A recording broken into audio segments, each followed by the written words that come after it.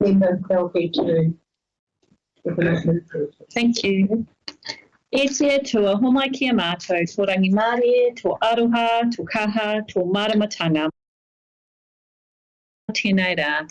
God, give us your peace, your wisdom, your understanding to make wise choices for our community. Amen. Amen. There's nobody here in the public forum area that wanted to speak in public forum? No. Okay, thank you. So the very first person that I'd like to call up, please, is Cassandra Fiddle from the Ahipara Aroha Group. Oh, it's me. Oh, I'm sorry. No, I'm standing in. So you know we'll do the other. Oh, okay. All right. Morena koutou. So on behalf of Ahipara Aroha, we're seeking your support for the Matariki Festival. Not just for Ahipara. The Ahipara Aroha Group put on the festival for Matariki, which is a whole weekend of activities, and it draws hundreds and hundreds of people for every event. It's amazing. And we cover the arts, we cover culture, we cover the Whangaroa Walk, which is on private land. Hundreds of people in whānau, from grandparents through to little kids, do that. And it's really important that we get your support, because we're the only one in the ward that does something for Matariki for our area. Otherwise, our people have to go to Paihia or Kirikiri or Kaikoe or the other places. So just want to pitch it that, yes, we've been to you 3 years in a row, but it's for so many people. The benefit is Te Hiku wide, not just for Ahipara people. We can't do it without you. There are really expensive things like the traffic management for that Whangaroa Walk that kills us if we don't have your support, and we can't get around not having it because it's health and safety and a requirement from council. So yeah, we just the range of activities from art to the cultural work that happens through the morning. It's great. Some of the people are involved to hear with other kaupapa, but all the people in the room pretty much help us put that on. It takes a huge village to make that happen because we have so many events over Friday, Saturday and Sunday. But yeah, just wanted to say it's getting bigger and better. One example is that we've had a kapahaka group once. This year we've got 3 kapahaka groups, from a kohanga to the school to the adult group. So it just draws in everyone in the village and outside. It's something to do for whānau. It's free for whānau. For all whānau, that's why we need support, because we just do a koha at a couple of events, but we make it so that everyone's included. It's open to all, so yeah. So please think about the wider group. Andrew, would you like to quickly talk about the other 2 applications? Okay. So different hat now. So I've got 2 applications in under Ahipara School, but I want to talk to the first one, which is a Te Hiku wide kaupapa. So I'm a principal at Ahipara School, and we go to a whānau principal group, and I asked the whānau principals, would you like to participate in the Strike interactive percussion show? It usually only comes as far as whangarei, because it's expensive. It's $7 a head. And they all said we can't afford it. So I asked, could I do an application on their behalf? So even though it says Ahipara School, it's for all our Te Hiku schools, for primary through to secondary, kura as well, and then the only cost for our tamariki would be the schools to transport the kids who are too far away from Te Ahu. So I've talked to Te Ahu about booking the venue, and I've penciled everyone in, and it's all dependent on funding to allow exposure to our kids to an interactive percussion show. So the group would do 3 shows through the day so that we could get all the schools included. And if there was gaps, we could go younger, but it's based from primary to secondary. So if we did the secondary, we'd probably try and get the kura was secondary, so all the secondary kids are at the same show. They can take 400 at a time. So it would give great exposure to all our tamariki not just Ahipara School. So we've got 210 students, but I'm talking like 1,200 students in our area, and making available to everybody. The schools out north as well, the schools out east, so covering any school that can transport their students in. What exactly does the event involve? So it's like this big band, I guess, with the drums and I'm not very musical, sorry, but yeah, all of the musical instruments, and they have a show that they do a few performances, and then they're getting kids involved and getting them to participate. So that's why they call it an interactive show, not just sit there and watch. So yeah, the kids get to play and join in and learn some tunes and rhythms and stuff. So, through where did the people come from? They're based in Auckland. Yeah. Okay. So they usually just go to city schools where they're a bit more abundant and money. Yeah. just to follow up on that, for the future, is there any way we can utilise our musicians up here? Oh, absolutely. If someone, they're just a really polished show. They've been going for years and years, but they usually travel from, Whangarei to Invercargill and miss us out. So because we can't afford them. Yeah. Sorry, through the chair, Andrea, the traffic control for your, go back to your Mariki. How did that get initiated? Because I know Leslie said it's often, it's not required. We don't feel it is because we're a community. We feel like we can do the safety thing, but it's just part of because it's an event with 200 people that walk. So they park their vehicles at Te Raroa and walk from Te Raroa down the road, over the bridge and up Ruma Road to the Bergen Whānau, the gateway there to go up the hill. Yeah, so the parking's at Raroa, and then that's the part that's traffic management from the school through to Ruma Road by the Bergens. So did the group itself request traffic management, or did it come from somewhere else as part of the... No, Leslie is involved with Sport Northern and just knows the kaupapa for when you put on an event with safety of people. So we've done it every year. Yeah. The first year we did it on a Friday, and because Friday is public holiday, we got charged more. So now we run it on the Saturdays to save a couple of $1,000. Jeez. Yeah. I know. Thank you. And then do I go to any questions on the Te Hiku percussion? No. And it's good the bridge is open again for the National Yeah, great timing. And then the last application is for Ahipara School. We have a school of 210 students, but where our school is located, it's used for everyone in the weekends, and then all the sport that happens over in Raroa, lots of kids are over in our playground all hours, weekends and evenings. And we have one swing in our playground area, and so we've been painfully fundraising with raffles to try and get the actual swing set part. Was six or eight swings that you can all be on at the same time, and then there's extra costs to get it installed. So from memory, it's 16 or 17,000.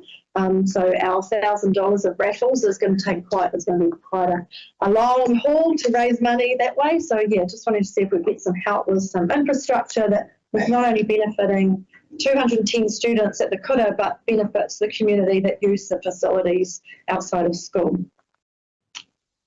Any questions? Have you looked at other options other than a swing for children to... So we've got quite a cool playground in sort of the junior part and the senior part because of our year 0 to 8, and there's just one swing, so only 3 is of that basket swing that you're allowed 3 people on. So yeah, just out of 210 kids at the break time, it causes lots of grief with being patient and lining up. Yeah, it's just not enough for the amount of students that we have. Mm-hmm. So that's the only thing we're missing is, other parks will have 2 or 3 swings that makes a difference. But yeah, this one is having the 6 octagon, and they can all swing at the same time, and it's all safe. Yeah.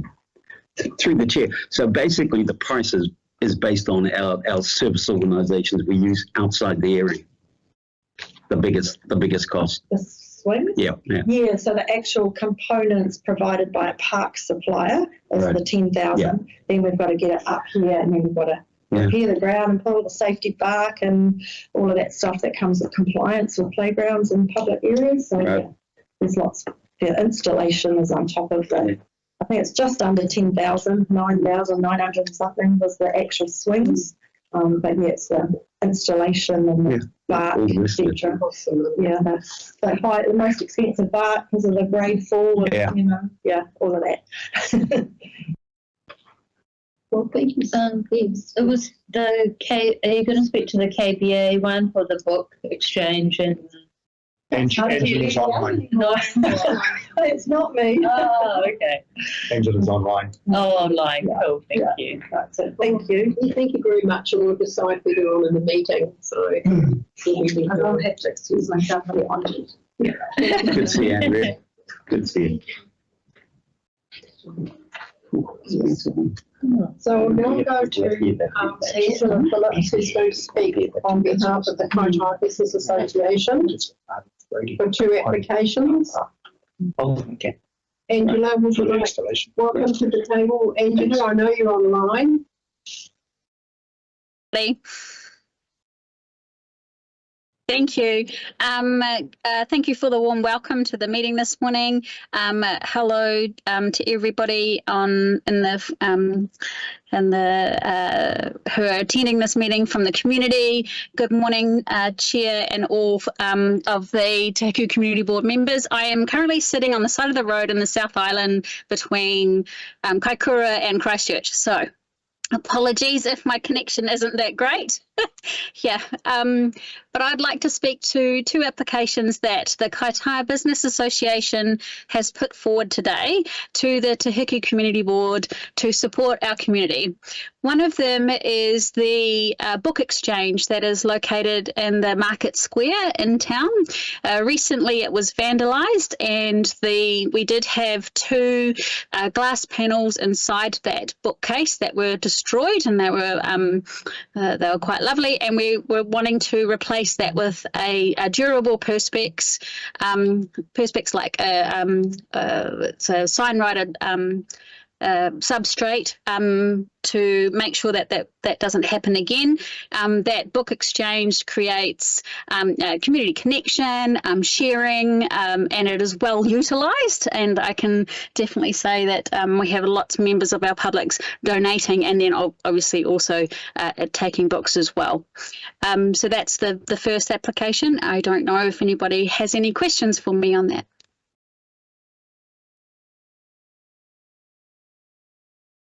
Is it important that we have glass? No, I proposing to change it. Oh, okay. So it's Right got- through. Yeah, they want to change it to a multi-board. Yeah. that's Which it. is like, Perspex. No, it's like a second. Oh, yeah. General. It's a sign writer's board, which is pretty hard to destroy. And I think that one of the members in the room will be able to confirm that for me. So it's a board like most of the external signage is on and around town. So therefore it will prevent any further breaking of that particular 2 panels in front of the book exchange. thank you. Great. Thank you. Now I'll speak to the second application, which was for the CCTV network, which we thank the ongoing support of the Te Hiku Community Board for this project, which is all about community safety. As you know, any system that is a digital one needs some upgrades. And I have put in a number of quotes today to the Te Hiku Community Board to review for some timely replacements of a switch at the mobile petrol station, which is owned by the Kaitaia Business Association, an old PTZ, which is a camera that pivots and moves and zooms in, which is located at the fire station, and a router aerial, which is a core piece of infrastructure at the central monitoring hub, which is at the police station. These upgrades will restore some essential coverage areas which we currently have lost to the network. The businesses connected with these cameras do own this network. There's a number of businesses around town that have their personal cameras connected up into the Kaitaia Business Association CCTV network, and they are continually upgrading and changing their cameras too to meet the requirements. So not only does this project just help the community, but it helps our businesses as well, protect them from any crime. I do have one supplier quoting, but he uses local people to come in and do the upgrades and maintenance to reduce the mileage costs, and because they Northland United Security own and manage the network itself, the build of the network, and it's the likes of all our other local suppliers who will come in and do that work on behalf of the main supplier. So rest assured, we are using some local providers in this upgrade. Does anybody have any questions for me with regards to that? Any questions? Thank you so much, Angela. No worries. Implications further on, and enjoy your trip around the South Island. Oh, it's a work trip. There's no enjoyment here. Okay, thank you so much. Kia ora. Thank you, everybody. Bye. Bye. Yeah. Is it Michelle? Michelle Morris, welcome to the table, please. I'd like to introduce Ruben Tokoni, who is our chair. Come around so we can actually hear you, please. Bring a chair if you want.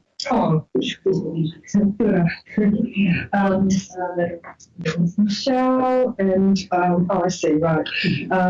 Yes, I'm the Secretary Treasurer of the Ahipara Coastal Patrol, and we put in an application for funding to run our vehicle so that we're able to do patrols. And I'd just like to introduce our chair, Ruben Tokoni, who will just talk about the kaupapa of the Coastal Patrol, if that's okay with everybody. Yes, it'll be fine. Thank you. Hello, Ruben. I can't even hear you. Yeah, the camera. Morena tātou. Anei nahi, e whānui mai, mo tō tātou kaupapa. E tūtai mea te kia koe mo te karaki, e te tipu nei, te kaunihera nei. E whakawātea nā tātou, e pānaki o nā tini o nā kaupapa, mea te kia koutou, e tēnei taha, nā te hunga tāne, me koutou nā hāpori. Ke kone anō hoki ko Ahipara, e hamu ana nā muni, koutou o te kaunihera, o te kaupapa kaitiaki tainga o te hone aroa tohi. So, me ke taku pānui, a whangatau tia te maunga, kāriri kura te moana, tīnana te waka ko tū moana te tangata. I noa ai mātou, toko iwa o nā hapu I reire I Ahipara, te awhina te tātou taku tai moana. Mai rana, o kāriri kura tēnā. He roku tēnei, ko tātou nei, a Michelle mā, e hapuri, e hara ko te Māori anake, te hapuri katoa Ahipara, e tiakina na tō tātou taonga. A tā tāhua o Ahipara, e tai mai te tino o nā manihiri ke mātou, mea ruku kina, ruku pāua, e eke ana nā naru, e noho ki te kāinga he te mea tā tāhua o tātou hapuri. So I'd just like to say thank you everybody for this time, and to Michelle for all of her money. I'm on board help e kaitono tono, and with Poppy also as a long time trustee of this kaupapa of Ahipara Coastal Patrol, 15 years running now, and all on the aroha of our community. So as I understand, Michelle, we've talked about what do we need to continue our mahi out there. We deal with the conduct of traffic out there from Waipapakoni ramp all the way around to the kohanga, or even sometimes we'll go around and look after other people and the services that this amazing little group provides with around communication to our marihiri, coming, making them feel welcome, to those who perhaps don't understand the tikanga of our community, around rubbish, around whereabouts there are appropriate places to stay. There are a lot of amazing amenities available to the public. We've got 3 public toilets in Aipara, but some of the people who come here from afar don't know about these services. So we have a little brochure. You'll see it. There's a map in there. It provides information on who we are as our community. It provides information on just some great things that they can do there. There's the Papatakaro, there's the beach itself. But most of all, our one is about spreading the message, communicating to our visitors and to our local community as well, to be respectful and to be, as our ancestors did, Wairano, is to look after and treat our beautiful moana with respect. It's a privilege that we get to live in a beautiful place like Aipara. It's a privilege that people can come to our community and have access to all that amazing taonga out there. So Aipara Community Coastal Patrol, I'd just like to say thank you to them.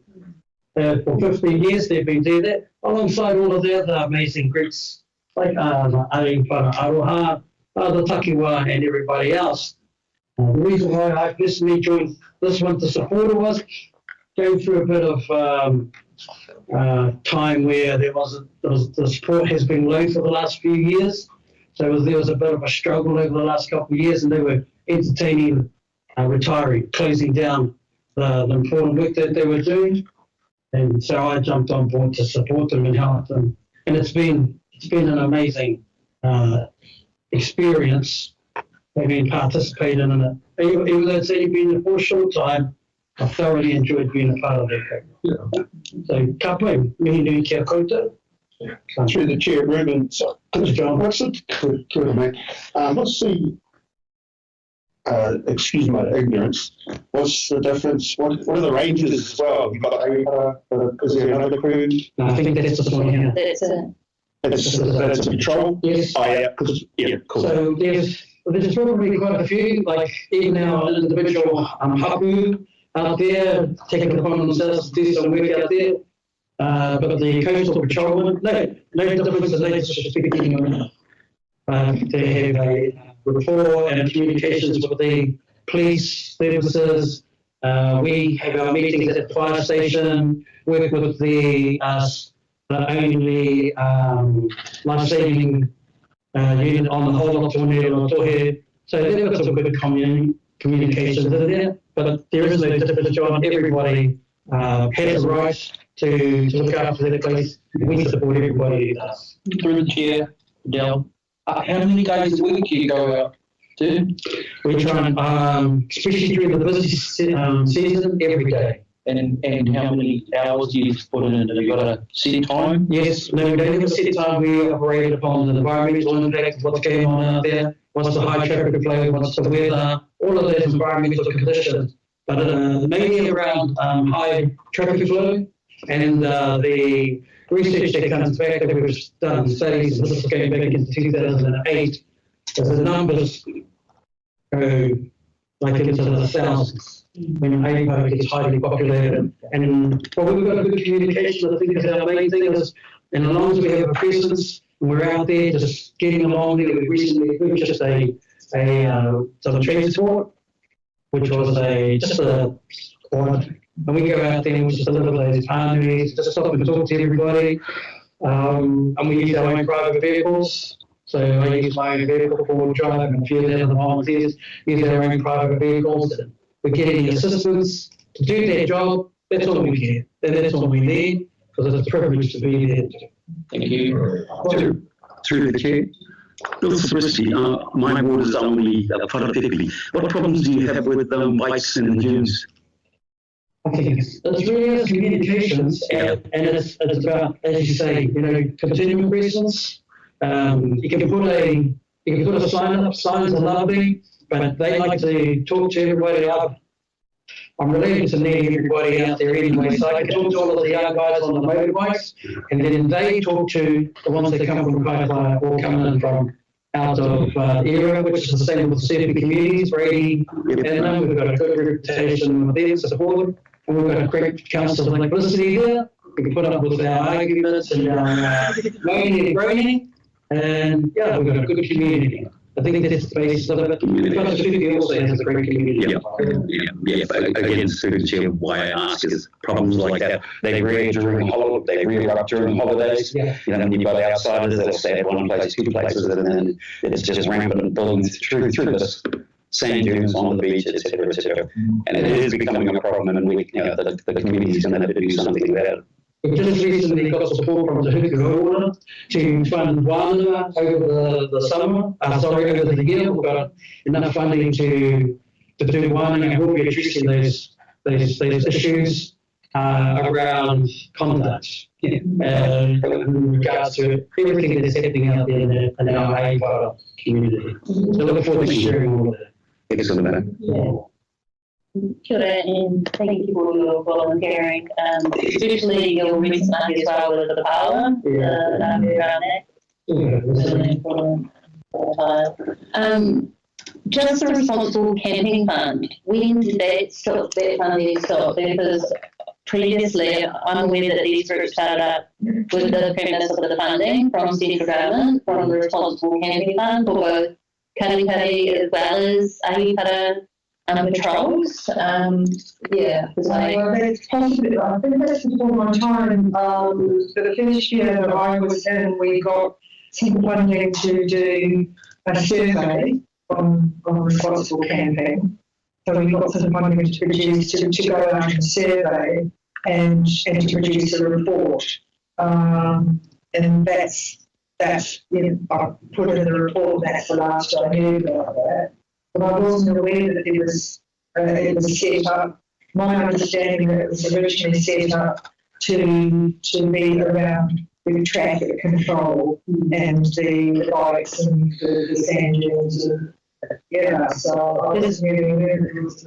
Because originally, I think that's what Dave, John Stewart was talking about with the Kaitaki Rangers was the program that the central government named, and then it was initiated up here, and it probably would, because that was some time ago. I can speak to that. Yes. I can actually speak to that. So I was part of the first initial group that started out at the East Coast, Kaitaki. We ran it for a year, and then we were funded all over New Zealand. The funds came out to run in each area using our own people that published that area through the maraes and they were paid to go out there and kaitiaki in the different areas. I moved from Taitupero across to Te Raroa to help them set up.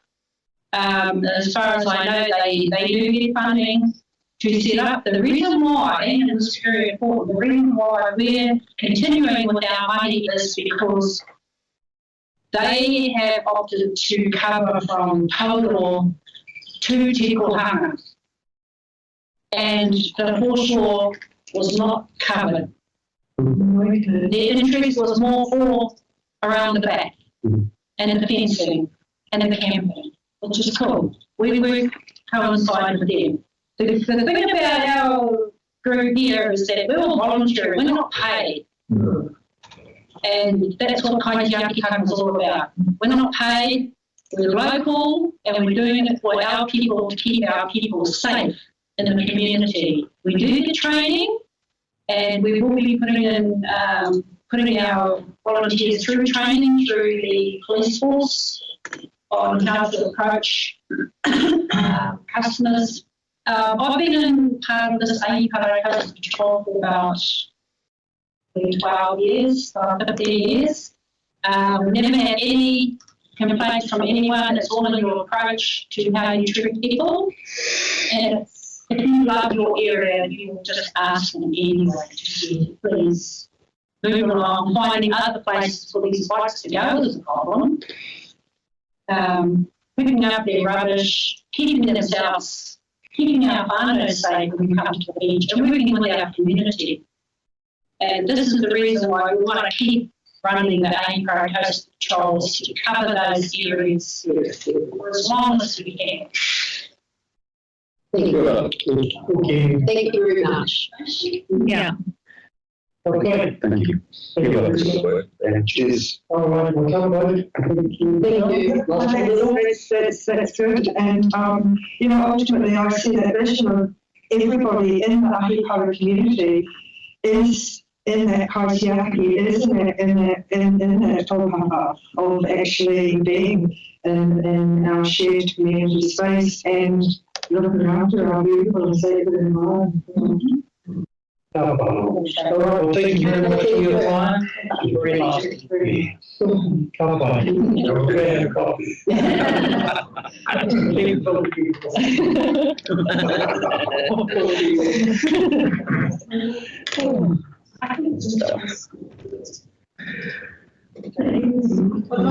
the table now. Please, O'Keefe sign, is it? Thank you. This is the application of the AT. Morena, everybody, Usira Koto, supporting of the Hiku and Nico and Koto, Suya Pidelli, Suya Pidelli, Suya Keta, the Koto, every comes on the Kato. Today we are seeking support and total support for our National Māori Men's Mental Health and Wellbeing Conference scheduled to take place up here at Te Hiko 1st and 3rd of July. It's a currently no regular national event holds a space for Tāne Māori to celebrate our successes, unpack our issues and plan for and strategise together to find a pathway forward to address the current issues that are facing Māori men. So Hui Tāne is an answer to a call from around the country to come together as Māori men and recognising that there are a lot of good programs, and there are a lot of good men, and there are a lot of good support groups that are dotted around the country, up and down the country. The problem that we have is that there's no coordination or cohesion with those different groups and programs and mentors. And so we've done this support to bring those groups back together. A catalyst to bring all those people back to the table to unpack our issues, to celebrate our successes as Tāne men, and to plan a way forward to addressing these issues. So the topics that we are covering in our week are related to suicide prevention, domestic violence, education initiatives, justice reforms, mental health resilience, and so forth. And getting all the experts from around the country that are doing great work in those spaces to come together and talk about all of these different issues. Sometimes we have a narrow-minded view on each of these topics, and then we focus on one after the other, after the other, after the other. We totally look to change that and broaden that outlook on those particular issues and actually sharing ideas from around the country, from different initiatives and different people to come together. So that's what Hui Tāne intends to create and do. We're expecting 500 Tāne from around the country to attend this week. And we have a range of different speakers, a range of different workshops, a range of different panels touching on all of these different topics and issues. But we mainly wanted to gauge support from the Te Hiku community board around cultural revitalisation and the matariki aspect of our hui. We have confirmed Dr. Rangi Mātāgua, who is the face of the matariki āmotu around the country. We've requested him to come up to Kaitaia to run a hautapu, and it's fitting because the theme for this year's matariki is puanga and puanga or raiju, and that's the main star Te Tai Tokero look to initiate and start our Māori New Year. So Rangi has agreed to come up to run that aspect of our hui. A hautapu is a traditional matariki, traditional matariki event in which we gather in the early morning before the sunrise to look at matariki, to karakia, to reflect on the past, to come together and I guess that's what matariki is all about, is the coming together of everybody to one another, to share kōrero, to share experiences and to reflect on the past. So that's what we're seeking support for today in relation to Huitani, our National Māori Men's Mental Health Conference. And it'll be great to have the support of the Far North District Council for a hui like this, as it is a catalyst hui to bring all of these ideas together to move us forward. And we understand that all of these different issues impact Māori men, but also understand that Māori men have an impact on our society and our community. And this hui goes to drawing that line to find a way forward so that all our Māori men can be good contributors to society overall. In this document that I have here, and I've shared it around to you all, you'll recognise some key outcomes we want to establish from this hui. And that's the creation of a centralised network of support systems, programs, mentors and men around the country. A centralised website, so whoever you are in the country, you can seek that support in your area, your hapu and your iwi. We want to establish a call centre as well, an 0800 Brothers line, and goes to answer calls when Māori men are feeling distressed, needing support, needing help. They can pick up the phone and with the coming together of all these programs and good people, we can sort of help each other and collaborate together to find solutions for individual men. Probably one of the main ones is the creation of a foundational document to create a tāne Māori strategy, health strategy, a national strategy, through the evaluation of the Huitani and all the good kōrero that come out of that.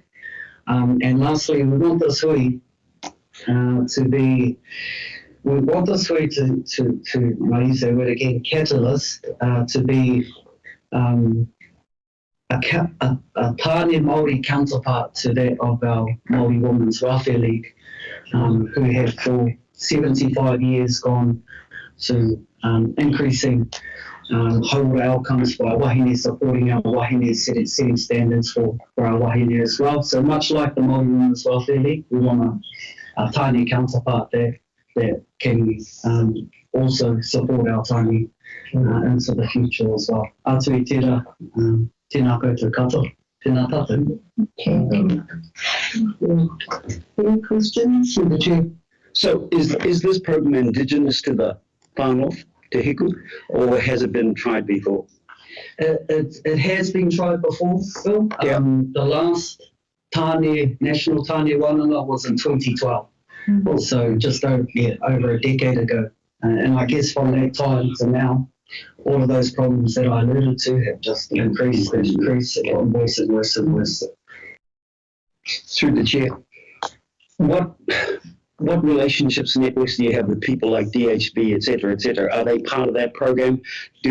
Are they part of your journey, whatever you're doing? Will you forge relationships with them too? Because recently speaking to them, exactly what you've said is what they've said. Right. It's just escalating, out of control, understaffed, et cetera, can't cope, and that's coming from the staff. Yeah, absolutely. Yeah, definitely. We do want clinical expertise and just expertise in general to have a kōrero and have a say in this wānanga.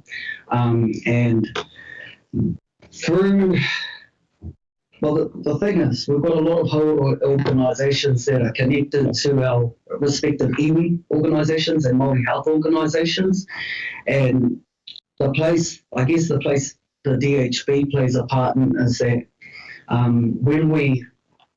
when we come up with these strategies and these programs, how we deliver that is going to be through our iwi networks, our DHB networks, our local health organisations and partnerships through that, through those partnerships. Yeah, sorry. Why I say that, because a lot of those programs, they naturally collapse because of that lack of cohesion, the lack of networking and supporting one another. There's a lot of entities out there that are strong and been there for a long time, so you'd want them on your side, in your team. And that's evident in that we have a lot of these programs just within us and here in Murifina.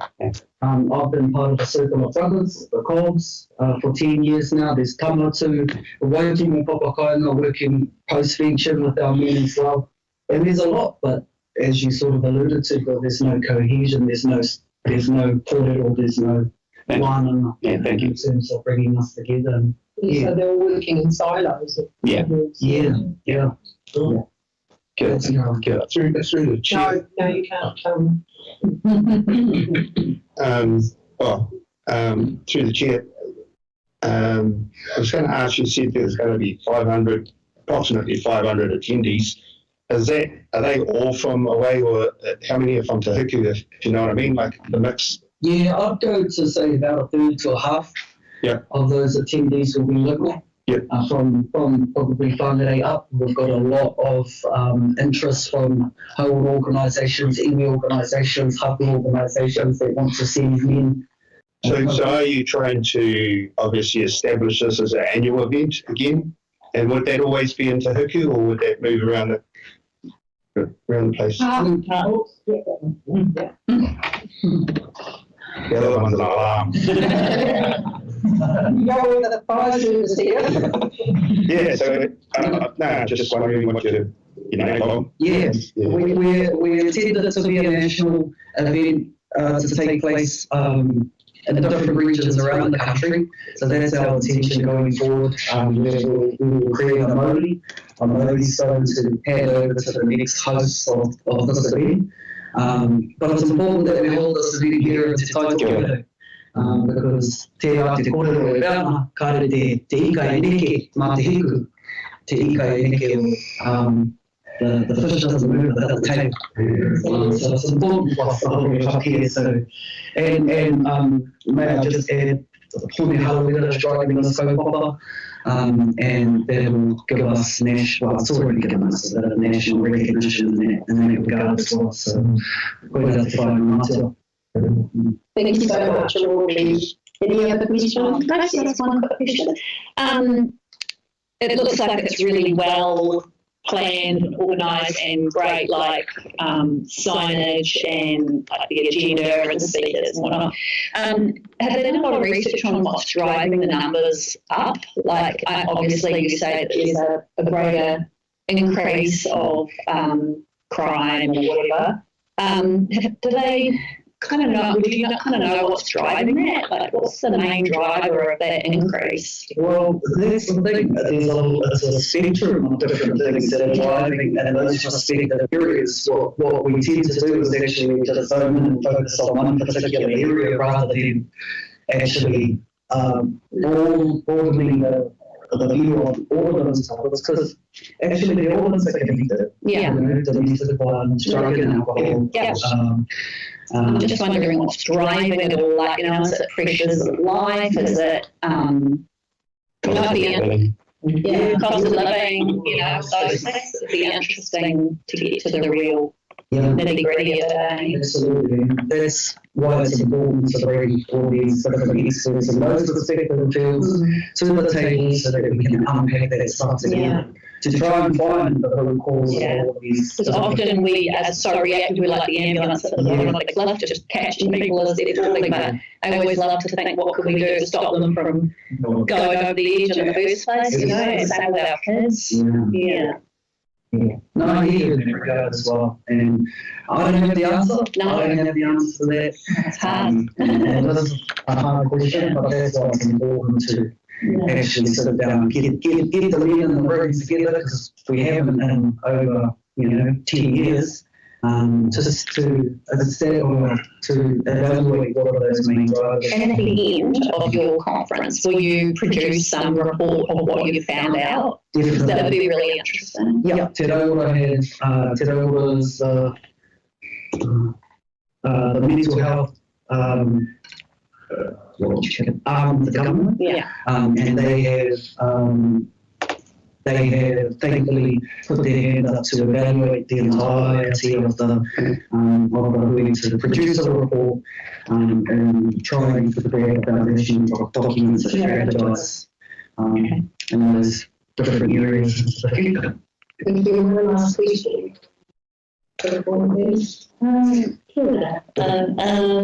Page 96 of our agenda, it talked about the pending funding sources, and there were quite large amounts.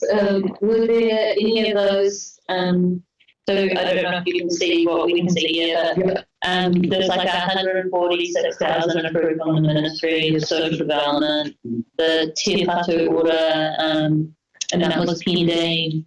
Tuni Pukiri, Tyndall Foundation, and Trillion Trust. Have you found out about any of those? There's still pending the 146 is through a contract with Ministry of Social Development. It's a men's behaviour change funding. And we were successful in that in February, and we're still getting funding. But that's coming next week. So that's not specifically for this conference, that's something outside of this conference? Yeah, it goes towards that conference, but what that Te Huri Ngāo funding does is it employs one FTE to actually carry on and make sure those outcomes of the hui are implemented. And that's what we were successful on in terms of that funding proposal. So we will employ someone to make sure that the outcomes that we propose in that hui actually come out of the hui, because it's a waste of time if we don't. We just stuck it in the same place. Just quickly for me, so have you had all the ones that are pending? Yep. These 1, 2, 3, 4. Have you had a yes from any of those ones? Not yet. No. Not yet. Okay, thank you very much, and we'll see you at the further on in the meeting. Thank you.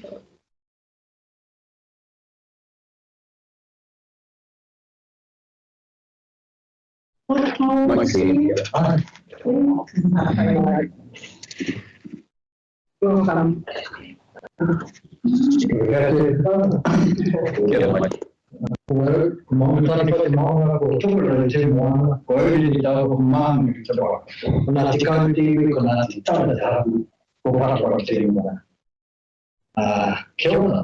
My name is Mike Corrigan. I'm a project manager with A&T Trust.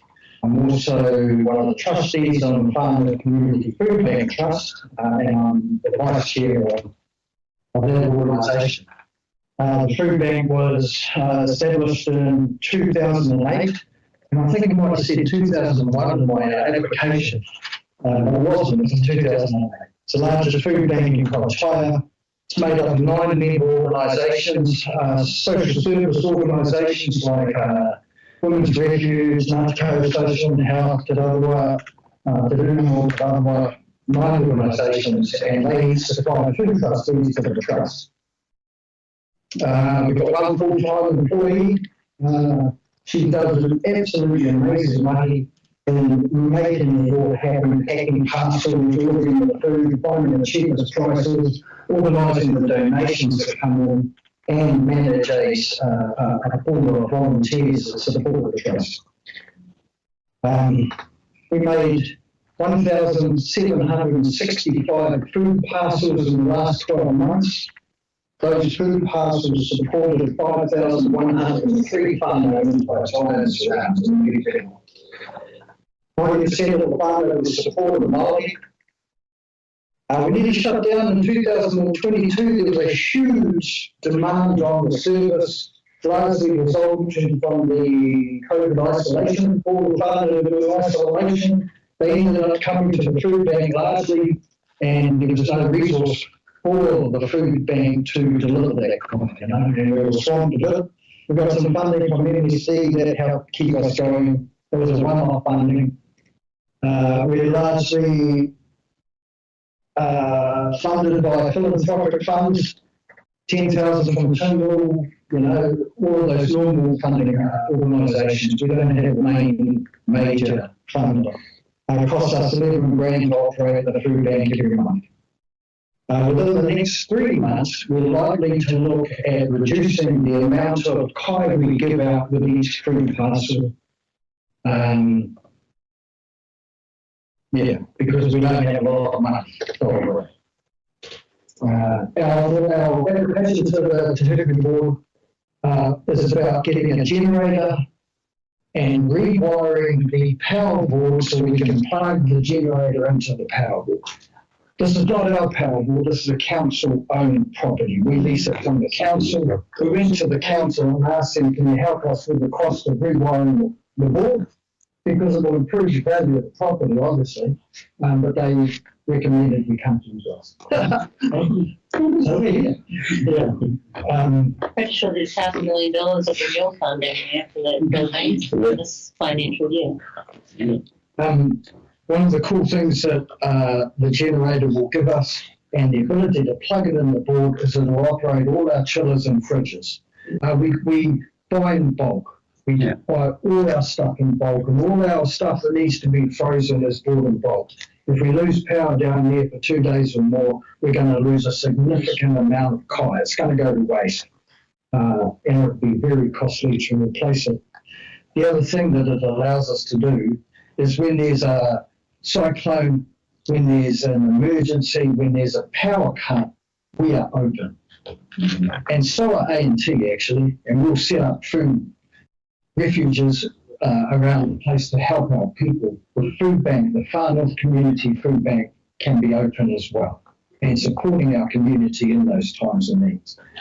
I know there was a lot of civil defence funding that came out, 2, 3, 4 years ago. We missed the boat on it, we're too busy doing everything else that we do in our individual organisations. But for us, we're here to have a good and to make an application to you guys for a generator and upgrade to the power board to get it in.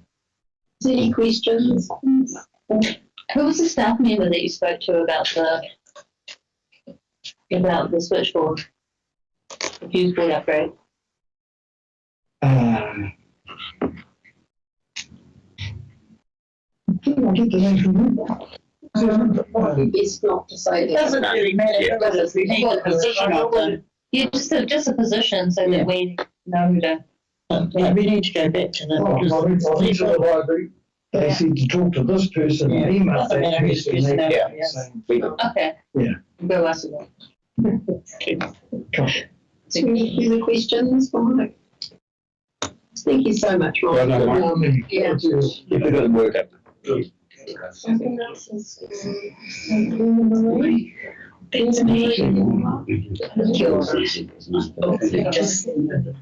Hōrena tēnā tātou, tēnā mare himara, no hiki ana, no te mahure, mihi kaatu ana kia koutou katoa. Tautoko I ngā kōrero ko whāriki hia I tēnei ata. Good morning. Kia ora. On behalf of our functional fitness gym, Whitiro Cross 100, we are here to seek funding for an amazing youth program for Whakatupu Hauora. Now, I just want to respond really quickly to some of your kōrero this morning, Rachel, about how do we prevent or mitigate or kind of get our tāne Māori before they jump off that cliff. And I think by enhancing the connection to Te Ao Māori through a Hauora wellbeing fitness model, which we have designed for our youth of this community, is a good starting point. So investing into our younger generation and our youth of this area. What we seek funding for is to sponsor rangatahi of this community to have access to be able to connect to Te Ao Māori through physical movement and enhance the values of Te Whare Tauwha. Basically, we are the only functional fitness gym located on the main strip of Kaitaia, which is 24 Commerce Street. Hekura is the name of the building. Hekura represents, firstly, the red feather or the raukura or the leader. And so our vision is that with this 6-month-long program, we can enhance the leadership abilities of our future generations or our current youth, and that will feed into making sure that we have better outcomes for our community here in Kaitaia. By actioning this program now with our youth, I think that we can have a better opportunity to eliminate some of the processes and the crisis that young people might have along their journey. So that is our application. We want to be able to enhance the fact that we are the only one on the main strip where it's safe, and it's in the main strip of Kaitaia. We have amazing trainers and facilitators within our functional fitness space to enhance this. And basically, for us, it's about giving an opportunity for youth that may not have the financial income to support. All right. Come on and welcome to my reputation. She's obviously in support because she chose the right time. To do a drainage. She knows me. Anyway, back to the application. This is what the funding will be used for. It's to support our youth that are currently unable to financially gain access to our functional fitness gym. We are high security, high value equipment. And we just want to deliver an amazing program, not for 8 weeks, not for 12 weeks, but for 6 months, to allow our youth to have this access to enhance their well-being, to enhance their understanding of physical movement, to create mental clarity, mental well-being for our community. And koia ko tērā ko tā mātou tono kia koutou. Now, recently, obviously, on the other side of this, I do sit with the Kaiarihi Kaupapa Māori arm, and predominantly our vision for Whitsido Cross 100 is to connect people to Te Ao Māori. And I think if we do that now in the earlier ages with our youth, we'll have better outcomes for our Tāori Māori and our overall community. So that's our application. Any questions? Kia, John Stewart. I just want to I love what you're doing here. I just want to break down how does it work, because if you can imagine where this fund is ratepayers' money, right? Mm-hmm. So if every gym in Kaitaia decided that they wanted to run 6 monthly things, who do we give the money to? What I want to ask, have you targeted these individuals, or are they? Yes. So where? Yeah. Because in our space, you've got a key access, high security again. What we've noticed is that we've seen some of our current youth members bring along with them or have their friends tailgate into the building, and we've been on site, and it's been during staff hours where we've had to speak to them about the importance of making sure that they've got parental permission to be in here and have access to the building, but also mainly the end result is that, my partner comes forward to pay for a gym membership. And we see at least 5 or 6 of that particular student's friend tail in with them, and we want to provide them that opportunity. And I understand where you're coming from. Currently, our business is solely operated just on memberships. So we have tried external means of gathering income or financial gain to help support our rangatahi, but this particular one here, and I think the universe kind of aligned, coincides with all the applicants before me as well. And so that's the reason why we're here today, to seek that support. Also, previously in one of the agendas, we heard the fund for Youthline as well. So we are a physical building in the community on the main street that can allow our youth to come to that building. So we're not just any gym, and that's the opportunity that you have here as a community board to support our application today. Sorry, John. Ladies first. Thanks, Mel. So I see that, you say it's all member-based, so all the people that are there and helping them do their workouts and encouraging and all that are all volunteers? No one's paid? Yes. Yeah, no one's paid. Yeah. Yes, that's awesome. Yeah. So, and I see that you've got quotes in here to buy equipment like kettlebells and and whatnot. And then this here is just to basically sponsor those to keep the facility going. And how, there was 30. How do you go find at-risk kids? Are you so the idea is, and it's quite fitting that Whaingaire is here and she sits within the Kaitaia college aspect as well. We've got really strong, I have a strong background in teaching and I have some really strong connections to some of the kura here, and my, post the approval of this, my opportunity would be to go into those schools and seek those, one, that obviously have that financial barrier, and that two, they kind of need a bit more guidance other than the ones that are currently already supported by their whānau in sports or other physical activities to help enhance their well-being. And you get referrals too for kids with trauma and that need an outlet to, So just quickly too, with the current stats from the last census back in 2023, about 20% of our community is aged between 15 and 29. So we want to kind of highlight that and target those ones so that we can have better outcomes, and obviously to grow future leaders and to educate about what it is they could potentially Thank you. I'm sorry. The age group? The age group for our program? Yeah. So we're looking at opening and widening the age group, obviously school-age children between the age of 13 and 17 majority. However, they do need parental permission, so that's why it's important that we go into the schools and seek those. Sorry, through the chair. Just to follow up, with been in training myself and with kids, attention spans are about this big, and after a while, I'm sick of lifting dumbbells. Do you have closer networks with other groups within the community centres? I mean, there's MMA, there's jiu-jitsu, there's boxing, there's all sorts. Yeah, so the idea is that we can expose them to the other opportunities because of physical activity as well, and create those relationships. And ideally, group whanaungatanga karakia alone, that's creating that connected well-being as well. Through the chair, just one more. If the disconnection that Bill just mentioned, if someone come along for 2 months and you never saw him again, would that money be used? Like, is the rest of those 4 months, is that money lost, or can that go into someone else? Well, we could definitely do the wraparound support and investigate the issues around that, and then we would definitely highlight another tauira or student to come on board. Yeah, I suppose I'm just thinking we don't want the money that hasn't been used not being used eventually, if you know what I mean. Yeah. So that obviously can go into somebody else. Absolutely. Yeah. Absolutely. Thank you. So whereabouts is 24 Commerce? Right next to the little church, to our little church in Berkshire, opposite the old. Yes, yes. And that's probably one of the biggest overheads, and that's why we seek this opportunity for that. Awesome. Thank you. Thank you very much. That's very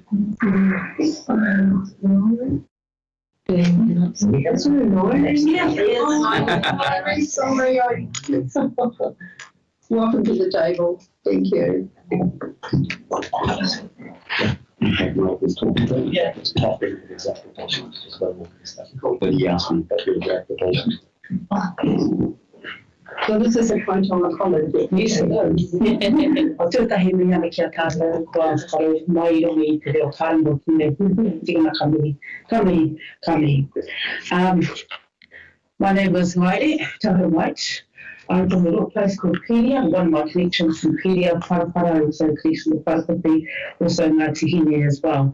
So I've come here today as one of the deputy principals from Kaitaia College, just to talk to you about my application and what this all means. So I'm just being a little bit proactive because I know as you see a lot of written stuff. So I thought we'd get an opportunity just to do a little bit of a poster. So I've got this one here. Just to talk a bit what is Ngā Mani Kōrero. And this is a speech competition. And it's been going for, nationally, it's been going for since 1967 for the Korimaku section, which is senior Māori, senior English, then of course it's had Kei Te Hurinui and so forth. So Taituro, this Ngā Mani Kōrero is an annual event. Last year was held at Norton College. This year, Kaitaia College I think the last time we might have hosted this might be when I was at school back in 1989, so at Koto College. So this year we've had the privilege to host this regional event, which is a competition for secondary school students from Kaikoura. And this time they're coming over here in the far north. Obviously, I've put an application through the board because our funding through school is a targeted funding for certain purposes in regards to the ministry. That's why I'm coming through this angle here. So basically, sorry, it's this one here. And I put Dina, I didn't realise Dina was going to be here today, but I just want to show you some of the successes that the Ngāmani Kōrero have had over the years, especially last year. And Te Rangi a Niwa has been a high-profile school that has actually won the regionals and gone to national levels, and they've won. Well, they've been in the top 3 at that. So I know Dina Marie's son, he won the Sir Teddy Carroll speech competition for the junior English, and he's pictured here. So these all are young people that have participated in this competition and the beauty and what it does. You'll see that this photo here in particular is what's called the Modi, and where the Modi is the life force of that particular event in Ngāmani Kōrero, and where Kaito College proudly accepted it last year to take that on. Now, Kaito College, we all know, is part of our community.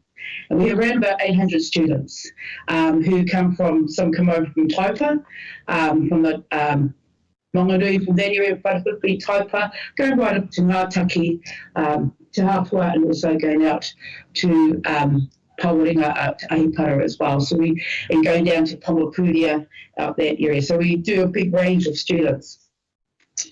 So, and of course you can see just how proud they all are. Okay, I don't think I need to explain how proud they all are. We're very excited Kaito College are very excited to host this event. One, it just brings a sense of pride with the kids. And just when I saw their faces going up to receive this, it was like, wow, Māori Kōrero's coming here in our area in the far north. I put these 2 photos in here because we all know them. But I put Dame Pina Cooper here and Tahimi Hinari, because they all come from the far north. Tahimi, his grandmother's buried up at Karapunia, the Tihia, Pairata there, and I'm also a descendant through there on his sister's side. And these 2 are, and Dame Pina Cooper, of course, over from Tongaru. And so they're distinguished rangatira in their own right. And this section here, one of the sections of the Māori Kōrero is an acknowledgement of the fine oratory skills that Tahini had in both Māori and English. And then the pounamu here is that of a taonga, just to acknowledge Dame Pina Cooper here. So that's why I put that through there. I suppose what can we benefit from this, having this up in the far north? And so on the other side, of course, just about inviting everybody to Hiku. Oh, sorry, here we go. That's the next part there. Sorry, excuse the lady that did the laminating. And of course, you got Te Hiku or Te Ika. They're coming up here, all different areas.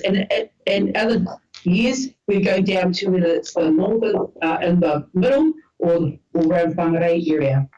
It brings some type of economy coming in for our businesses, whether it's providing kai accommodation. So a lot of our schools, some of our schools will stay at Marae, local Marae. We have the judges looking at over here, staying at Kaito over here, just across the road here. I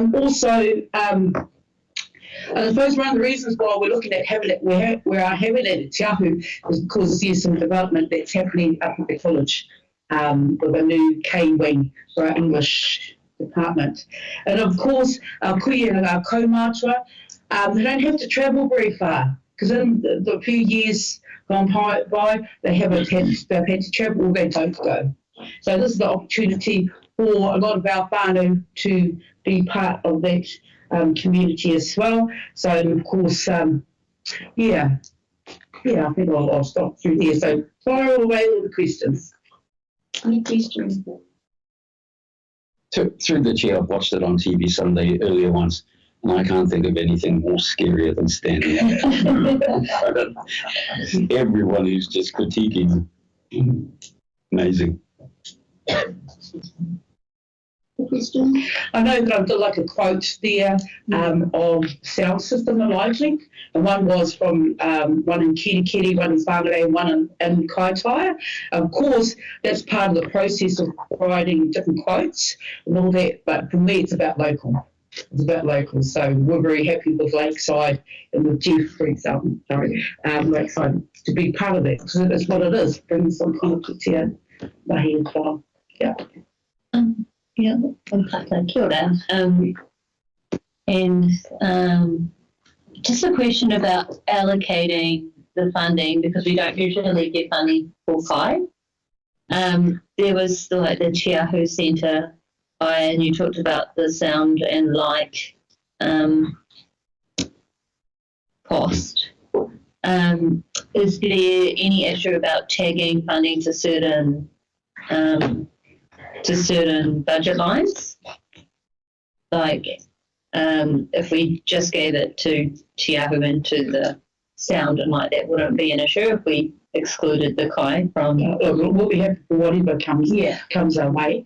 Obviously, we are still waiting for other responses from others. We're fortunate that Te Pātiki Kahuna Trust Board, I know someone here today, have sponsored, not given money, but sponsored some stuff. And yeah, so there's still stuff that's coming there, but it is what it is, I think. Most you've got to feed the judges and the and all that. But, and I suppose the other good thing is that our students are going to be very involved in it in the different areas. So teaching is about event managing, but also gives that real positive spin on hearing youth, their age group, in Māori and in English and bilingual, that hey, we can be up there, we can aspire to that. So in a few years' time, I know that Taitukurau generally will be hosting the National Ngāmani Kōrero. I think that could be next year actually. So it's a big event, and we've hosted Ngāmani Kōrero at Rangiani when I was there back in a few years. It's been good, but we've also had a national event here, Ngāmani Kōrero back here, I think it was 2005 or 2006. We worked closely with Te Reo Taitukurau. Yeah. So there's two pending funding sources that we've heard about them. One of the funding, so that's the EU Plus and the PPTA. Have you heard of So, PPTA, yeah, that's fine. They've actually said yes. Oh, good. Cool. And we trust. So I sent emails out, but I think it goes to Timbuktu. Oh. So I have to go look at different services and stuff like that. So I have to be honest, the only response has been to Pātiki Kahuna Trust Board. Yeah, so I've got, Well, thank you very much. And is there any further questions? Awesome. Oh, well, we can go those back if you don't want them, or... Yeah. We'll decide whether or not something. Yeah. By the way, the laminating is all fine. Good job. Yeah. So do we have Tina Latimer here? No. Are you going to speak on this? Oh, okay. What's your name? Okay.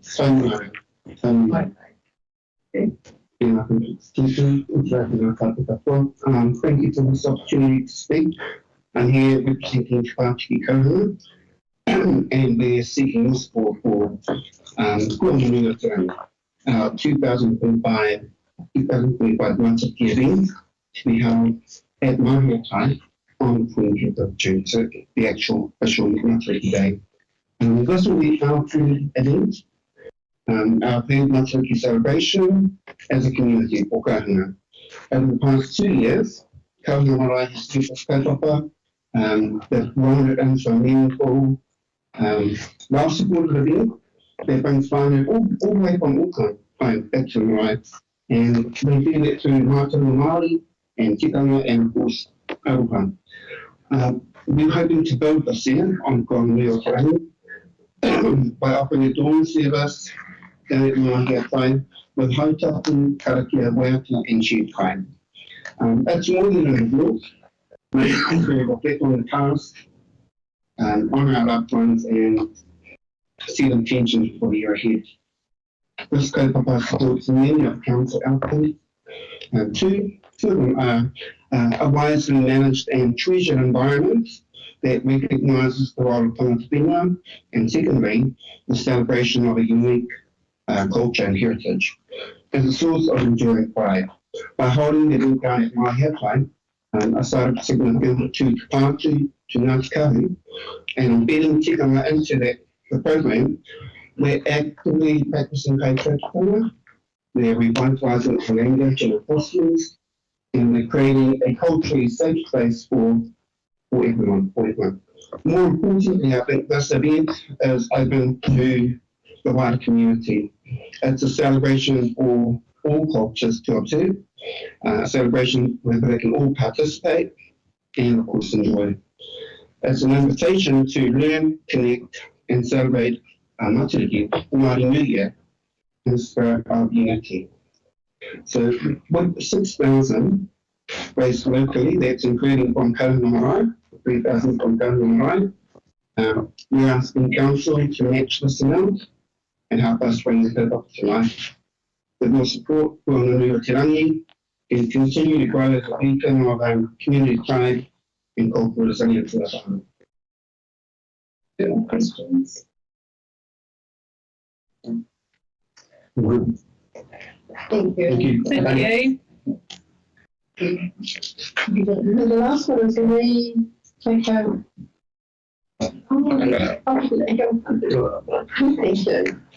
Kia ora koutou, kōri hataria tuku ingoa, he manga ahu Waiora Marae based in Ngātaki.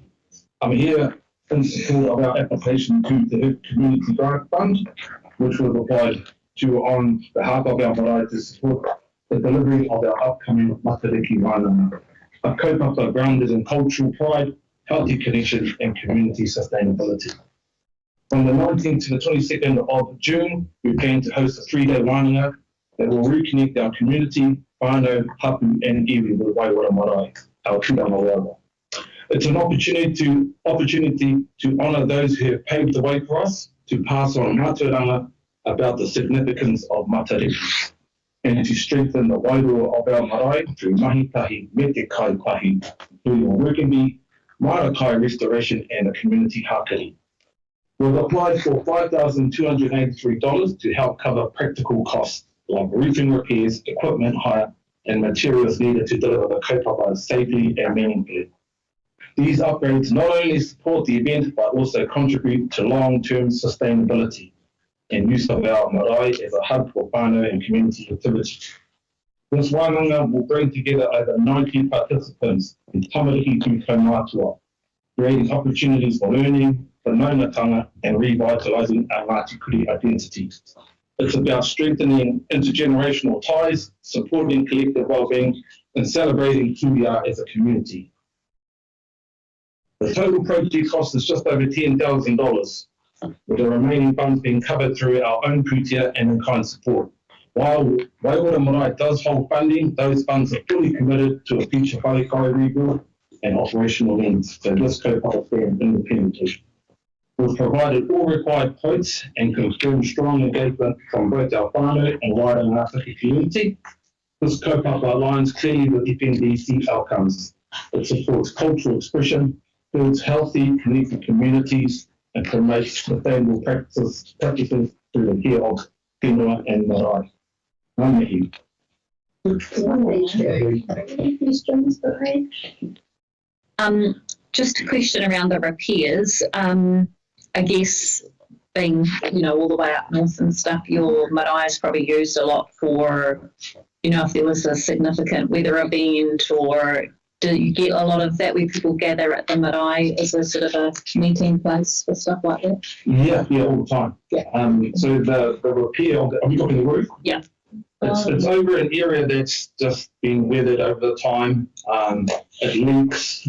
The area that it covers is an area where we do all our pipe restoration, shelling of kaimwana, and a lot of just, general stuff. So is that what you're planning to replace in the future? So is no, that'll stay. That's like a, what do you call it, like an overhang. Oh, yeah, like a lean-to type thing, yeah. Oh, yeah. So they're going to replace the whole roof. Okay, that's good. Yeah, good. Just one whakapai, just about funding through Te Puni Kōkiri and through the Runanga for the structural repairs of the marae. What did you find potential funding given it's a No. through city? To put in Kōkiri, we did do, there's nothing to do with structure, but we did apply for, from 3 years ago for Matariki, but nothing for structural repairs. No. Oh, really? What's going on? Matariki.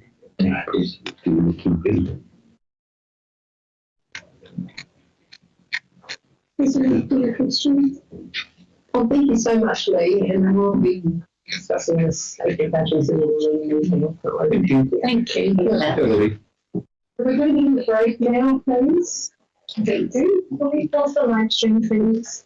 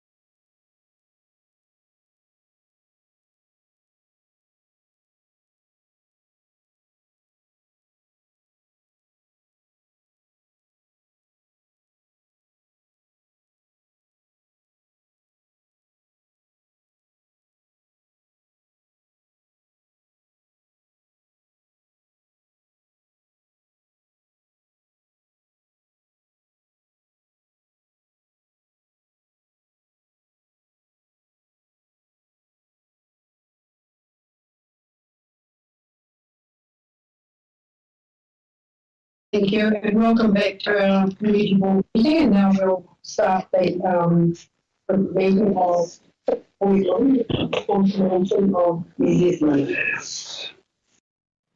I'll move them. Darren, second it. Actually, I can't move them. You went. I'll move them. Darren will move them. Second.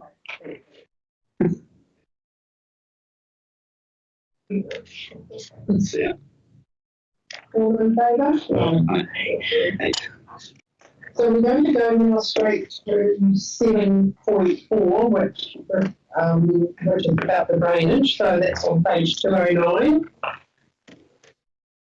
So we'll discuss it. I'll move it. I'm going to second it, please.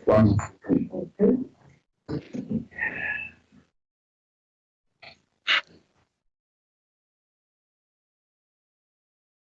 So we need discussion on the budgets, etc. So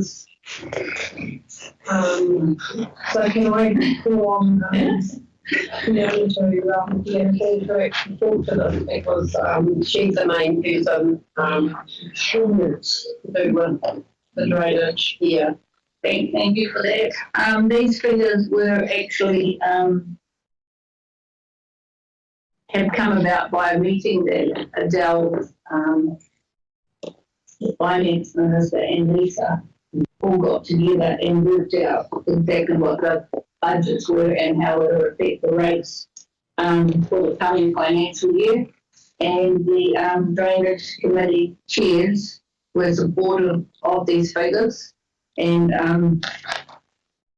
happy for the figures that are in this document to go forward. Hopefully, the next job is to actually get out there in like September, October, have the work program and approved, ready to go in November, December. Yeah. So, yeah, it's all a positive step. Yeah. Excellent. Yay. So, yeah, I don't know if I'm able to make any other comments, but yeah, this is a good start, but I think we still need some pressure to actually have the bylaw be given a date that we need to come back with, because more and more in our district, the bylaw is becoming important and we need to make sure that it is a tool that is able to be used or not able to be used, because part of the bylaw says under the RMA Act. So we all need to be aware that how it's written now can actually be implemented or cannot be implemented, and may require the RMA legislation in behind it. And the other big one that we need to know is in 2017 we had draft management plans and nothing has gone forward, and we need some urgency on those management plans in order to get to a situation that we can then apply to the NRC for resource consent, along with the other, I think we can work with Kaipara district, where they have 40 odd drainage districts, we only have 4. And then we can work it all together into the regional council, hopefully with the same template. Yeah. But we need some urgency on it because 2017 is nearly 10 years old. So, can we set up a workshop for the management plans, please? You can do that, and also for the bylaw. Yeah, so we've got Dan, who came and spoke to us. He's tried to work with our infrastructure team and also delivery and operations to get them all together on the same day so that we can bring the community board and the committees. I've left that with him. He's just having a bit of trouble getting everyone available on the same day and all on the same page, but he is currently working on that. I last heard from him at the end of last week. So he's got most of his stuff sorted. It's just also getting work done with delivery operations and infrastructure and getting everyone at the same time, but it is being worked on. So that's the bylaw. Yeah, so bylaws, the work program, the whole lot of it, we're trying to just get it all done at once. And then All right, so they'll be done on the same time, at the same time. yeah, well, we're hoping to all have a workshop with all of that together at once. Oh, that'd be good, even if it takes most of the day, at least get it done. Yeah, we'll all be, I'm hoping it won't be a community day. So we're not having meeting and then a massive workshop. So we'll have to sort out those times as well, along with our partners who are real busy at the moment. Well, your next community respect, I hear what you're saying, and it sounds positive, but it's the words. Yeah. We can't get a date together, and we're working on it. Yeah. There's been a lot of working on it for a long, long time. Yeah. Okay, so I would be happy if it was Next week. we needed to have compliance, we need to have the legal side, and we need to have Dan with his draft before going out to include everyone in the drainage committee, so that we can at least have a draft of something that people can read. Come here, they're not going to come here and sit and go through the legal legislation where all they want is their drains cleaned and a way of being able to know it's going to happen. So please don't try and stop get working. all of us together when really you need to check. You need a working team that can get those drafts together. And if it means the two chairs coming to Kaikoui to sort this, let us know. But it's just gone on for way too many years. It'd be great to get it sorted before elections, actually. It would be, because the bylaw has to go out, it's got to go back to council, it's got to go out for consultation, Yeah. And that last happens in and to that point, that'd be good. Yeah, this board owes a huge debt to Fiona for what she's done and making a very, very good presentation to the proposed district plan, because they weren't even going to put the drainage in it. Oh, holy yes. I probably should report on that. Yeah, you should. We submitted to the district plan because when as a committee back, whenever it was, we had said that we wanted the land drainage included in the district plan, but the decision by the planners was to reject it. So Cheryl and Darren and I went along to paper to present to them, to show them the drainage area, the whole area that it covers, and the linking or intertwining that it has with urban stormwater, because without the land drainage drains, especially around Kailai, you can't get the water to the river except through those drains, and the linking that it has with the flood protection scheme as well, and getting them to understand clearly that there is a link and it all needs to be part of the scheme. And hopefully we haven't had any responses back yet. No. Hopefully they will consider it. But at least Steve took it on board that some of the changes have an impact on downstream properties, which they hadn't taken into account. The frustration with everything is they do not look at anything from a catchment perspective. They only look at it from a property perspective when dealing with any cases or subdivisions or resource consents. They don't look at stormwater or land drainage from a catchment perspective, because it's got to go from the top of the hill, it's got to get to the river or the sea somehow. So I'd like to thank you on behalf of the board for all you've done as well. The information. So thank you. Joanna, I managed to get a link from Thank You Bev, but I can't find the map. We'll try. But I've got a link where we can download those maps, those ones I copied for you. I did find that, but unfortunately the maps that they've got all need correcting, particularly in the management plan, for there are areas that we have drains in, like South Road, that they're county drains, but they're not on the map. I can show you a number of places that are not on the map. But I was just saying, if you wanted a tidy one, I can organise it. I wasn't able to find the same one, but I haven't had it.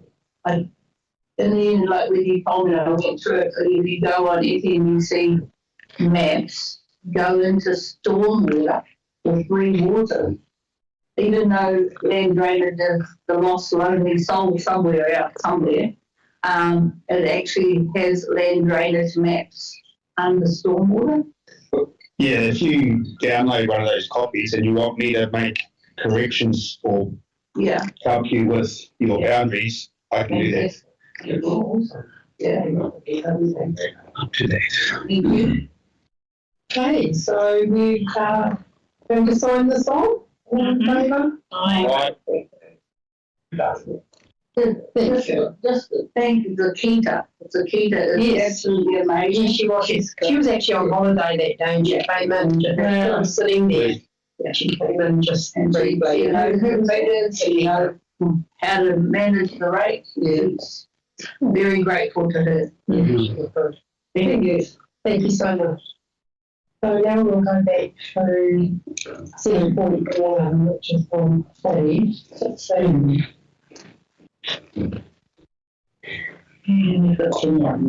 So this is 7.1, which is letter to writing for 2023. Bill.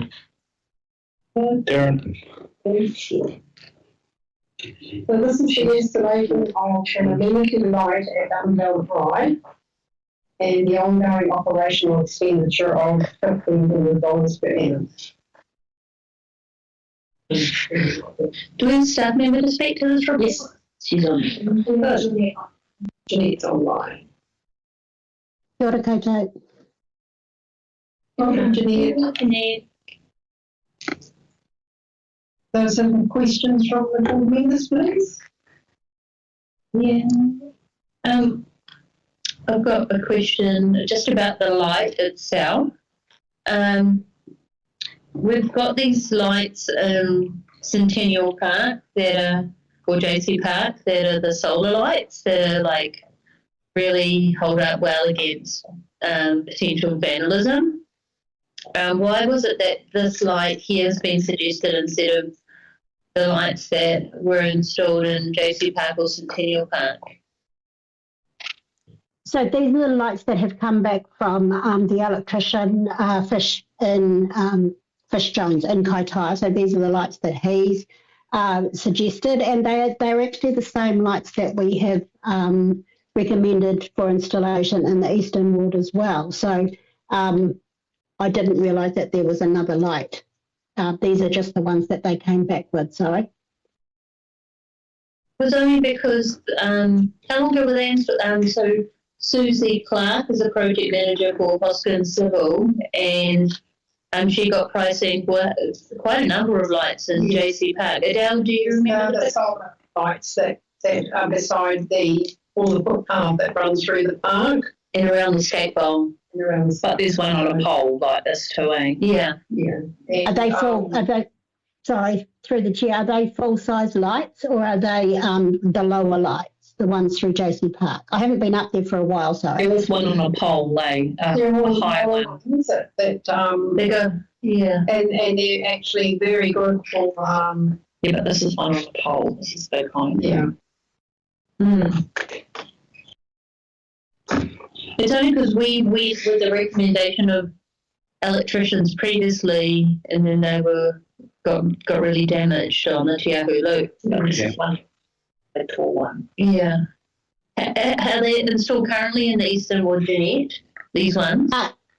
They're about to be installed, yes. And there's 3 in the Kaikoia Hokianga ward as well. And how long have they been installed for?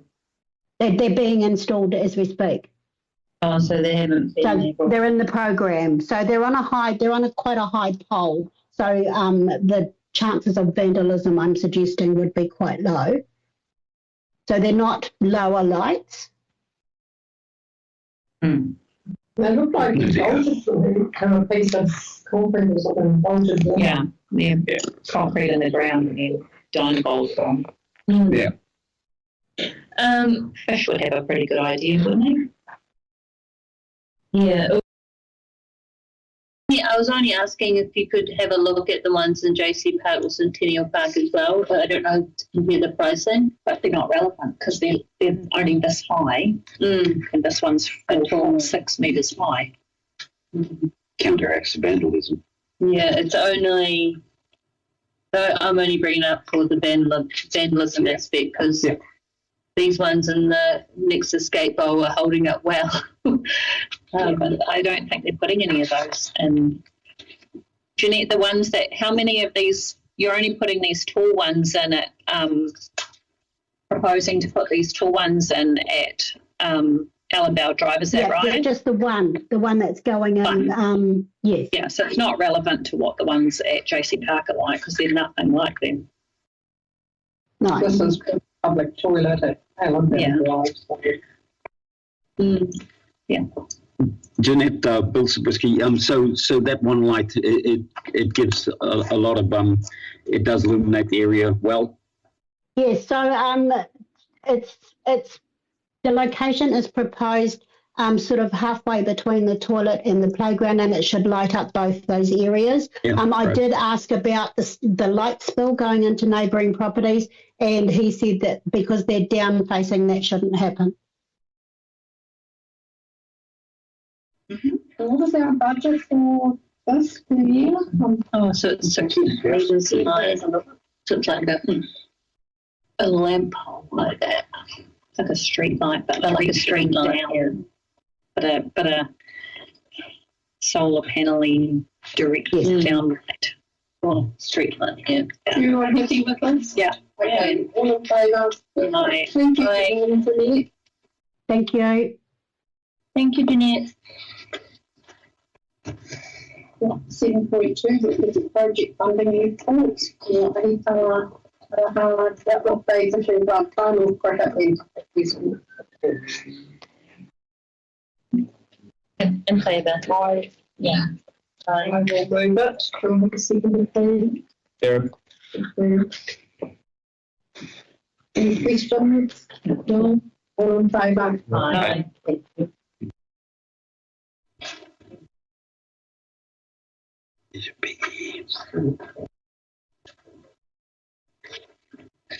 Now, the essential screen cleaning application. Okay, ready. Things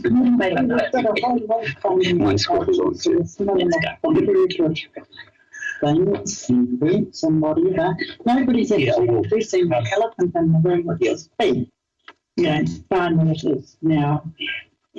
Fee capital of the country are the people that are being targeted in these funding applications for events, ones that really, you know, don't have a problem, do have a problem, how do you make them better? Yeah, through the chair, like I said, when the speakers were talking on behalf of one of those applications for men, I've been talking to the DHB. My sister just happens to work with them, so I've been talking with a couple of them.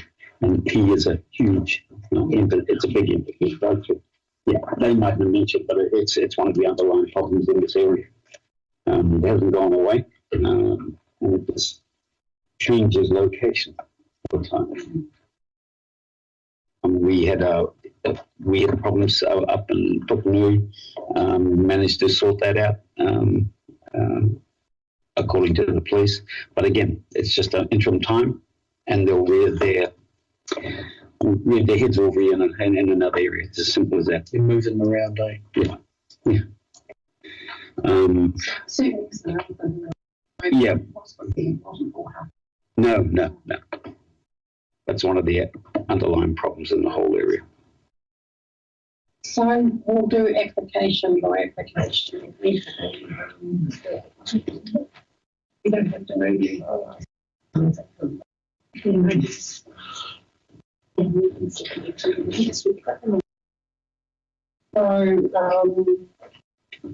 the first one is the Ahupa cost of $5,000. Madam Chair, I would like to move this because I think this has been proven as an event that benefits a whole lot of the community, and where else are they going to get money for this kind of activity? Particularly traffic. Yeah, I'm in favour. I'll take it. So I Proven track record. yeah. Like the importance of the speakers today, just quietly, when I went through all the funding applications, I'm going, hey, Pararoha, they've been here 3 years ago. Yeah. But, listening to what it's doing and how many people it affects, and it wasn't just that one, there was others that I didn't know much about, and I learned from the speakers. So, very well done. I support this one. Thank you. So who moved it? Sure. All in favour? No. So we now got the Happy Power Coastal Patrol for $5,000. I'm going to move that one too. Because they do a really good job. A whole lot of people. Well, Felicity, you know, first So they don't only pay us money. We need to think about what they It's a pay for template we can use on the East Coast, just watching them, I agree with you. we should come as well. Yeah, The East Coast. yeah, once it's organised, yeah. I see your In most I'll just people in our ward, no matter where they're from, go to Ahipara Yeah, of course. for one time or another and climb up the mountain. yeah, and enjoy just Ahipara And because that's it's close. yeah, all in favour? Bye. nothing more fun than that place. So the next one is the Ahipara School for the I actually really like this idea. it covers on all the schools. 1,200 kids. 1,200 kids is 30% of the kids that are interested in music. That would be yeah, but even just remembering as a kid how those things do shape your I remember going to events like that as a kid, and it was Choir games on Neon. It is good, eh? yeah, Our choir doing so well. yeah. Yeah. That's amazing. Yeah. That's cool. Yeah. Putting us on the map. Through the chair, one thing I think I brought it up in one of my questions is I really wish we could use it's music, it's not rocket science, but having said that, I can't play a guitar. It's it's really important that we tap into local maybe in the future. Yeah, it would be. It would just bring it all and give it some cohesion. But if this hasn't been to Kaitai for such a long time, this might be the How do they trigger that train? spurs them on. it's an Auckland crowd. Yeah. But thinking about that, if they're wanting people to participate, and they're wanting community boards around New Zealand to support, they could tap into local clubs or whatever exactly for future reference. But even if it's interactive, it's might guide some people towards. Yeah, that's Oh yeah, for sure. I think it's actually quite cool. Yeah. So all on that. Me. Yeah. All in favour? Okay. So we've got the next one, the Ahipara School for the purchase of a 6-way swing. I think we could use $18,000 and a whole lot of other ways myself. I was listening to Andrea and reading through. I think it's a lot of money too, Cheryl, but I was liking the idea that it does, if everyone's at Te Rarawa, if all the kids are at Te Rarawa and they've got their in-between games, they're shooting over to the school and they're using the playground and that the community, the whole community can actually go to that school anytime. Yeah, it's very open. Sort of made me think. And the other thing that I love is that it's going to be there for a long time. I'm not saying we support the whole thing, but in the actual purchase of the swing. That's what I was going to suggest too. Possibly. Yeah, which is 8,490. Yeah. I know it's not. It's exercise as well. But we would support the purchase of a community swing, wouldn't we? Like in a park or in a somewhere.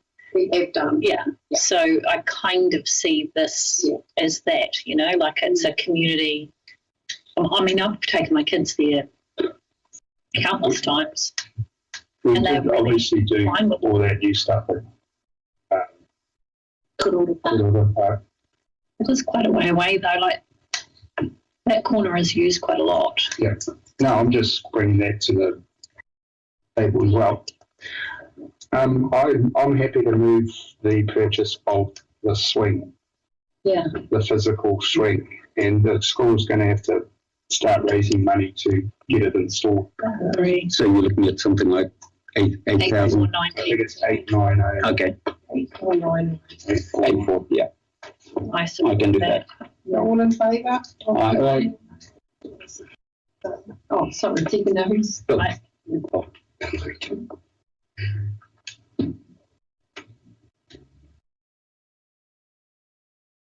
Next one is the AMT trust for the $5,000 for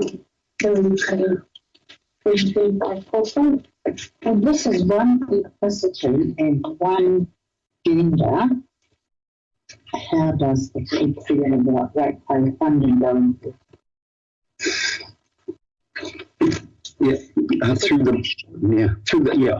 I understand the one gender or the one target. However, if you can find a system or work out a program that works, then basically you can open it up. And that supports it. And sometimes you just have, sometimes you just have to test the water, and get wet first before you can say, right, this works. Why can't we make another template and expand it to whoever? I guess the thing is that one gender and that one, that they're specifically targeting is the most at risk up here. So I guess they are targeting the most risky.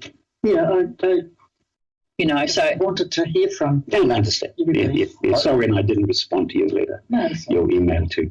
I thought Fortina, I thought he presented really well. Presented really well, and he did answer that question in saying, look, if we can get even a portion of these people where they need to be, that will support the future communities. That will actually help. Yeah, and I think the strong thing about that, the strongest thing about that application was the reporting at the end. If they can do a full-on report, and we could ask for a copy of that to show what the outcomes are and exactly what they discovered from, that would be really quite interesting.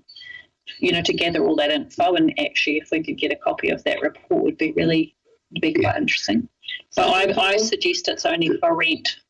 But we only give funds towards rent because they had lots of things in there like kohas and stuff like that. But I support that if we give anything, it's just to go to renting Te Ani Waniwa. Yeah, I like I liked it how you picked up on the siloed approach, Madam Chair, and how they're bringing together the Ministry of Health element as well as the social element and the cultural element. So I think a lot of the time they are broken up into those silos, and it's good to actually have those people together. Looking at the speakers, there was like Connor O'Sullivan. There were speakers from the medical side as well, mental health side, like King. It was really quite broad, which it has to be. Is Catherine? Yeah, so she's just raised her hand. Hello. Hi, Hello, everyone. I was just going to say the venue hire you've got there, they've quoted at 6,000. They requested 10. I recommended 5. So it sounds like we're sitting very similar. Right. And it's over 3 days event.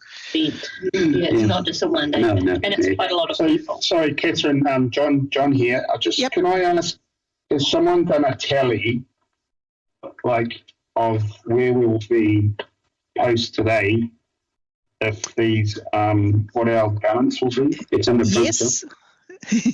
So, after today. Okay. So tracking, if you grant everything else as recommended, you'll have 4,373 in your community grant and 49,950 in your pride of place. And I have applications for about 25-ish already received for the next meeting. So you've still got some funding that we'll need to grant at the next meeting. Which is partly why I'd put the full 18 for that swing. And it's interesting because I think we need to be possibly a little bit careful with these events. I'm not saying we're not supporting them, but maybe we don't support them for the full amount so that we do have. Yeah, that's why I'm suggesting.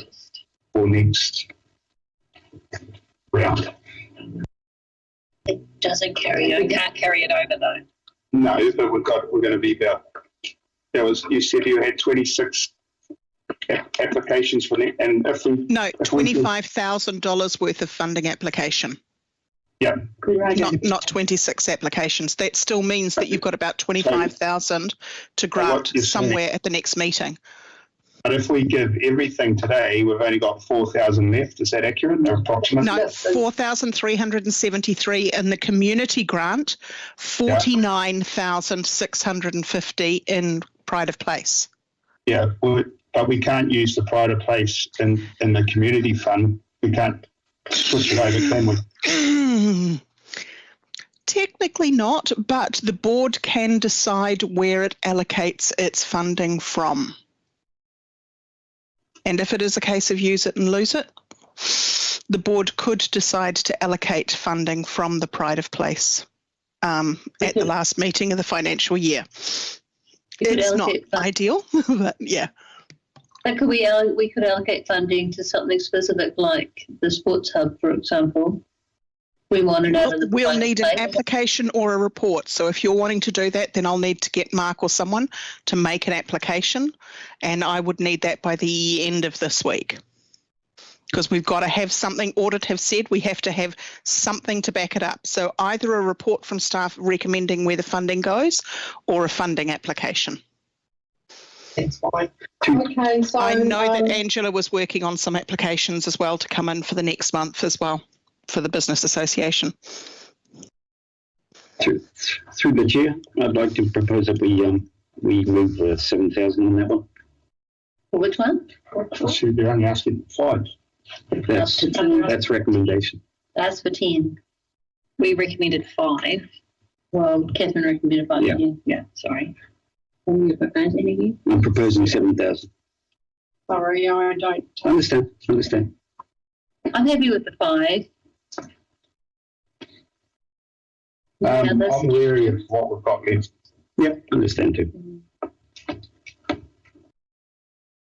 Any questions? I don't move.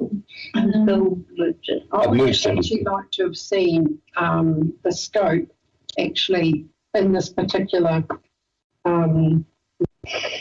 application for all men that were interested, no matter who they are or what.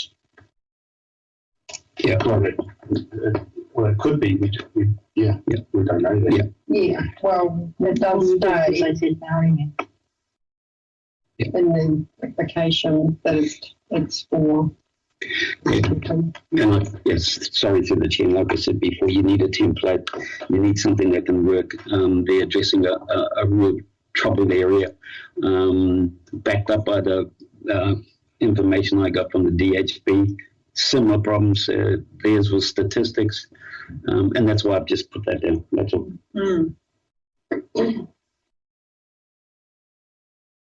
I'm not opposed to. So Bill's moved 7. It has to be seconded before it's tabled. And then Adele's saying, foreshadowing it 3. And I foreshadowed 5. Anyone else foreshadowing anything? Did you get a second? No, I didn't get a second. Yeah. Okay, I'm proposing 3. And a report at the end, because we have to be accountable to definitely.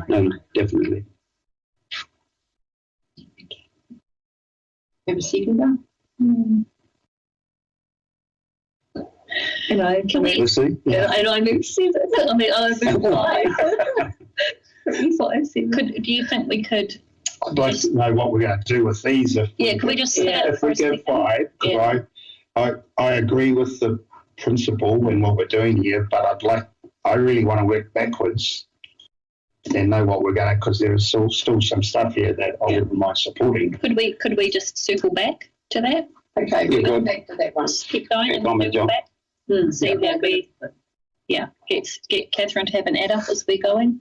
So it's all right. I've got a running title on my Excel spreadsheet here. Put on you. Okay, we'll go to the final community food bank for $5,000 for the generator. I had a question about that one. Yeah. And I don't know, is Jeanette still there or is she gone now? She's gone. Through the chair, I actually contacted the team leader of property management, who has been dealing with the lease and everything on this, and basically the applicant leases the building. So if they want to do the work, they're responsible for upgrading the power board. Council won't, and has no intentions of doing it because it is fit for usual purpose, I think is how they put it. Okay. It actually does make sense. This is an extra thing that has to be done specifically to be able to connect the generator to the building so it will power the building. It can't just be plugged into a socket. Yeah, I think that's a really worthy cause, especially because then people just meet and the frequency of our power comes. Yeah, that's right. Yeah.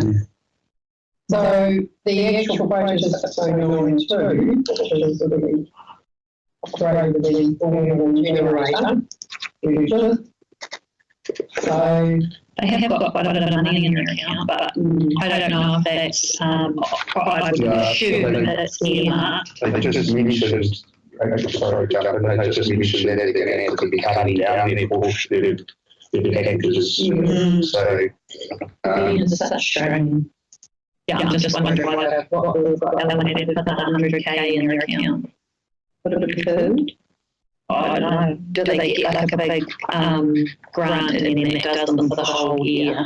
I'm sure it's quite robust development. If you look at some of the food and some make a little bit of the public, they've always got a food bank in the mainstream. That's all stocked up. It's continuous. And it's got to work. What I'm thinking is if we gave 5K, can they use that money in their account to pay the difference? Or if we don't give the whole amount for the generator, is it not going to be possible? Well, it needs to be able to do that. Part of the work, isn't it? Yeah, but that's what I'm saying. If we've suggested 5K and it's going to cost 6,000. If we don't give it, 5 is what they requested. They're paying the balance. Yeah. There we go. Okay, thank you. I'll move $5,000. I'll second that. All in favour? What bucket is that coming out of? They're coming out of the biomass. Yeah, and that's where we want it to come out. Yeah. So the next one is the Green Life Association. Yeah. Aye. Equipment.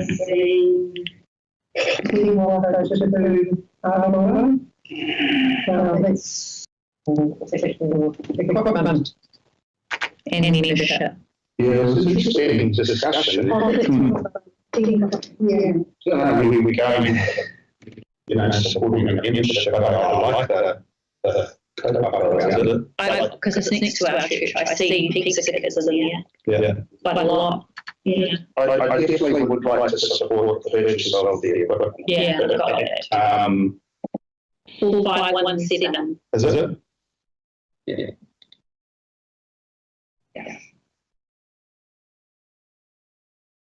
Especially that there's no. It's really hard to find a place that has got a gym too, where it's monitored and secure, and and focused on them. And it's 100% volunteer. It's pretty admirable. 4517. Isn't it? 4517 for the equipment. That's what I wrote down. Is that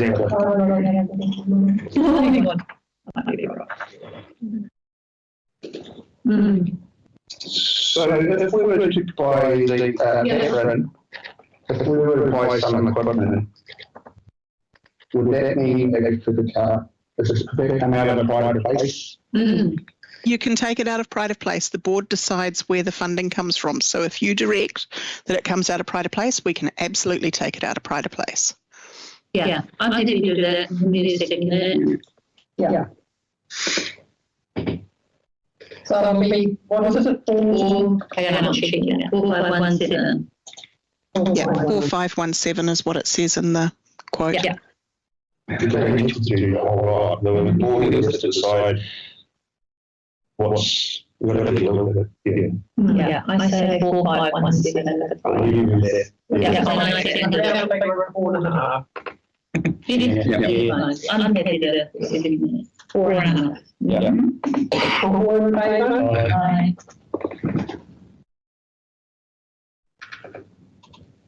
But the thing will be that it has to be spent on equipment. Yeah. Yes. Apology, but I think this was brought up at the beginning. Conflict of interest on the next one for me, please. So the Kaitai Business Association, which is the MPs, so the community corporate exchange.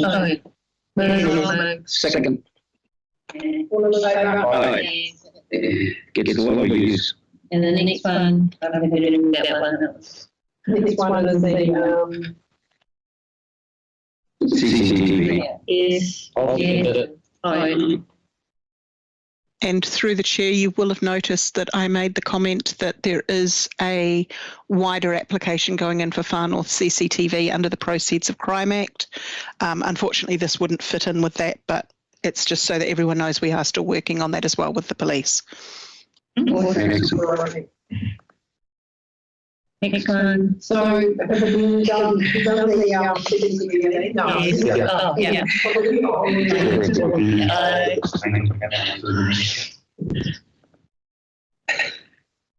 done that one. So this was the Kaitai College. Yeah. We just ordered this one. I was thinking about the Tiahu. I moved that we just do 3944 for the Tiahu fire. I'll stick in that. Yeah.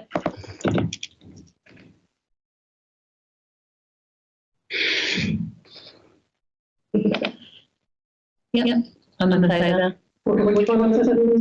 The 3944 for the fire of Tiahu for that event. That's what I. We're only asking 1972 for that. No, but there's also the Hiku plus the sound, is that it? It's the sound system. Okay. So that'll be the higher of the sound. Okay, just following the sound. And then find it.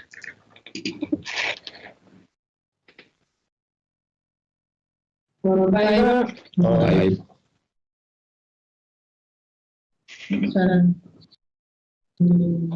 Check.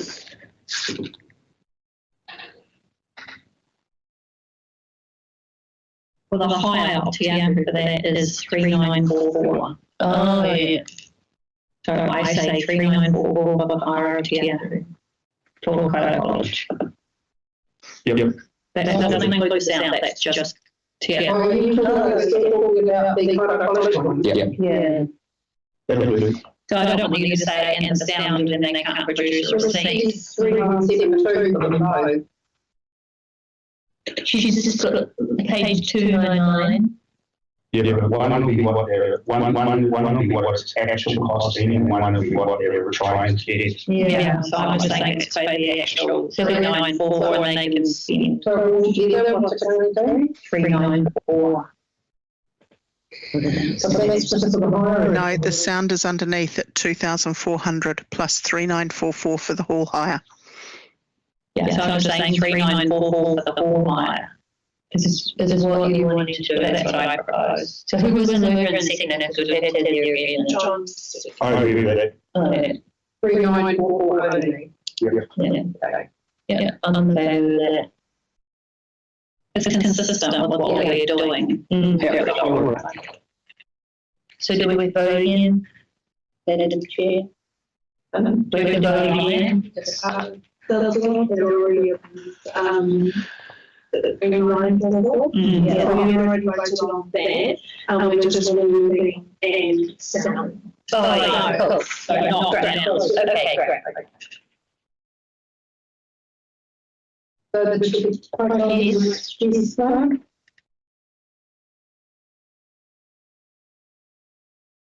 I can ask you to vote. Yeah. Through the chair, that was for venue hire through the year. I've run a couple of open sessions where people could come along and catch up at Te Ahu Centre. And I worked through this, and he's got a few fundraising ideas that he's working on as well. So just so you know, he's looking at other funding venues for ongoing events, but this is for an annual tournament. How many people to attend, Catherine? One moment, I'll just double. So the 510 covers the Te Ahu hire. Yeah. Cost? Yeah.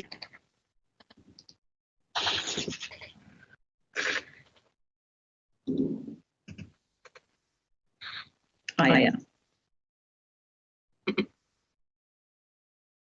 100 people. Yes. Oh, that's good.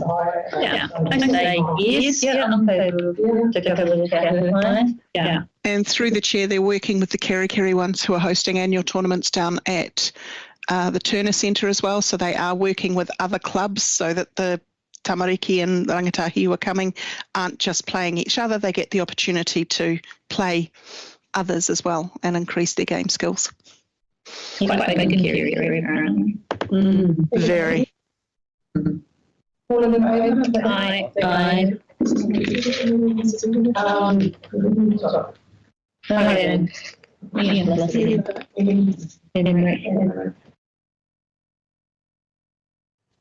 the next one is the bathroom.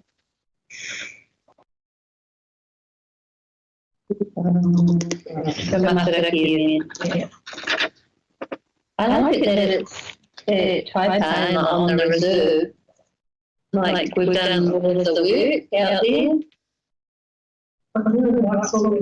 You know, they're not going to be on, it's going to be on the ground end. It'll be on the ground end. Well, that's the Crown bought that was in it. Yeah. We'll be on that end. Yeah. Our reserve. Yeah. Yeah. Well, it's not next to our reserve, yeah. It's just one more, isn't it? No, it's about half the and then No, I mean, that's the one off. Not just guys who did that, and it was one day. Yeah, there's just one day. Through the chair, with Monterey and a lot of the other events through the annual plan or presentation on these sort of things, the cost for the three Monterey programs we're looking at is 16,283 all up. Is there any time when we look like looking at a one event and then spread out?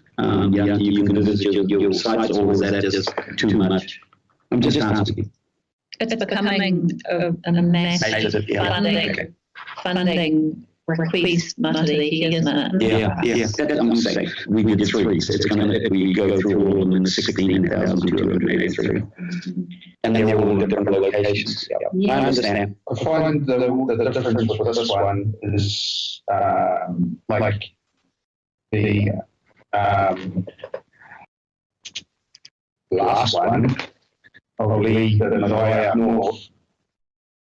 Yes, they're doing it around Monterey and the learnings and all that for everybody and celebrating Monterey, but then they're fixing the roof as well, which is That's the next one. It's quite cool. Yeah.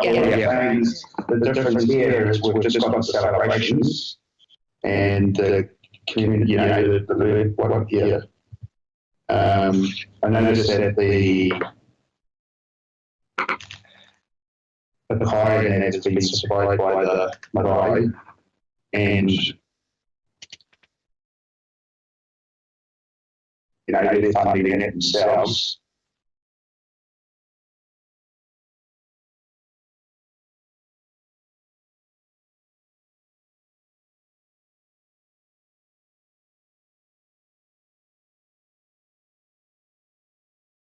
It's another celebration out in another location. Yeah, I think we need to try and support it somehow. I propose 2,000 for the marquee line. Then we'll cover the marquee and the paper. Yeah. Then we've got 6,000 on the marae. And the, 3 on the marae and 3 on the See, Catherine, was there a reason? I'm going to just in the 3,000 to the tables, chairs and the thing. We've done one out with person. Over 3 days, something like one a day para. I do question some of the, and I'm not saying anything like this, but some of the actual figures around the Irish, there's a, like, how come there's no hosts that come with toilet hire and we did ask for them, they just haven't come in. So I put it through as they said the total cost was 12,000. They requested 6, so that's what I put it through as, and was leaving it to the board to make the call. So there is a quote for the marquee. Yeah, there is a quote for the marquee. Oh, you put the 3,000? I said 2,000 for the marquee.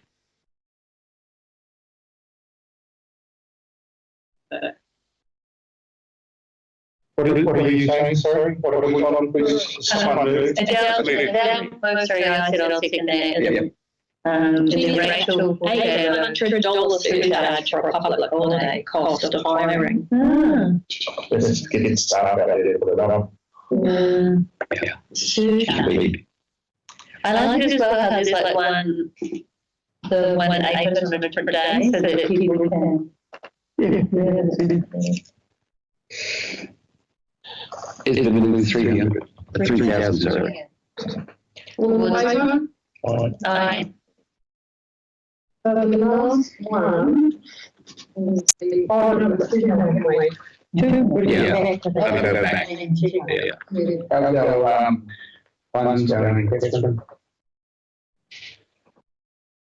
Based on the decision so far, plus the 2 left to go, you've got 14,216 in your community grant and 47,450 in your pride of place. So if we go to the one with Marae, we can do that pride of place. Oh, you've already put that down. Yeah. I say we just replace the roof of that. I like, how much is that? 5015. 5015. For the material. Yeah. So that's to replace that thing. 5015. Yeah. Which allows them to hold everything. Yep. They can hold their leaves. They can do stuff. Yeah. They're ready to roll.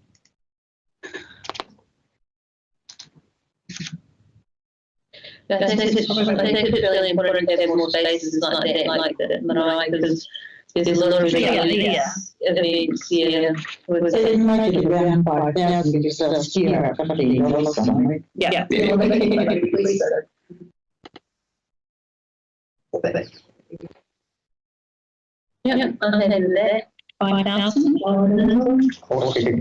Yeah. No, we're just coming back to the last one, the ANT one. With all the applications that approved, with all the applications that were approved today, we've saved 10,000 head over delivered. Just saying. We've still got June to go. I understand. We've got 25,000 applications so far in the next month. Yeah. I'm just saying these applications. Can we have our pickleball mate, is that application happening for next month? Possibly. He's looking at doing the Wanui one because that one's more ready to go. The other one is going to require a bit more work because it's determining who owns the property, who has the lease for it, all of that sort of stuff. So there's a lot more work that needs to be done on that one. But he is working on the other one now. So I've said we need to get that in for June if possible. That'll be a placemaking one, obviously. It can be, yep. It can come out of either or. It's up to you as a board. Yeah. Yeah, he's looking at 2. Yeah, I think he raved about it. Yeah. Yeah. So we should be discussing Yeah. And so what was the prior discussion? I think Bill said and I said quiet and Adele said terrain. Sorry. Anyone else?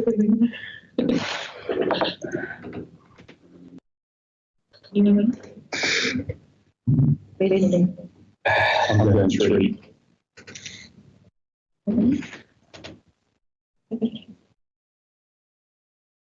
Fine, Bill, you spoke quite strongly about this. Once again, things like this, they affect us right across the community. And most of the time we don't hear about it. It's only when the government stats come out, and when they do come out, they're too late, if you know what I mean. They're defunct. There's nothing up to date, and programs like this give you a quicker answer. They're on your doorstep.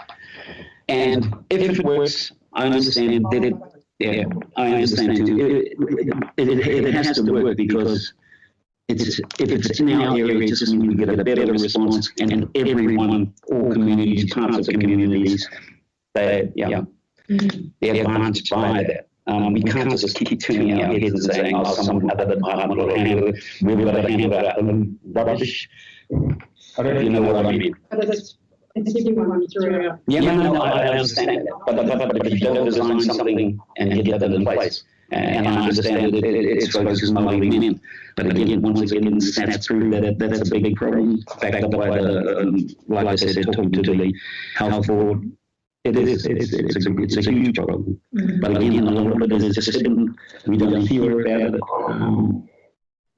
And I still think we need a template. We need something that can work long term with all the departments, everyone working in. And then once you've got that, then you can spread the word to others. That's all I'm saying. Yeah. And each of these people or firms or trusts or whatever you like to call them are going to this conference that are going to contribute as well. Yeah, no, they will. But again, we can ask for everything and anything we need in terms of evaluation. So you think it's a good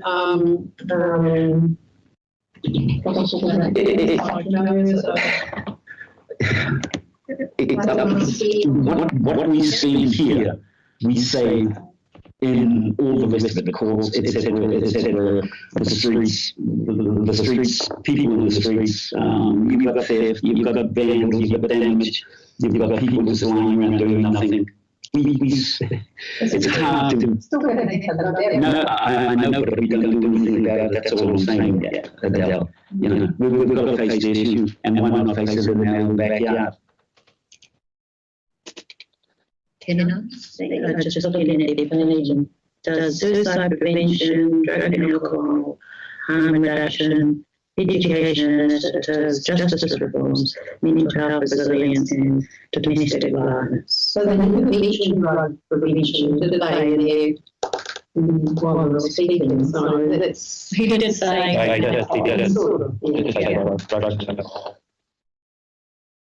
I think the saving grace for me of that was the big reporting at the end of hearing actual, not just, hey, we're all going to just survey you now and see, that actually do a real comprehensive nationwide kind of result thing at the end, which is cool.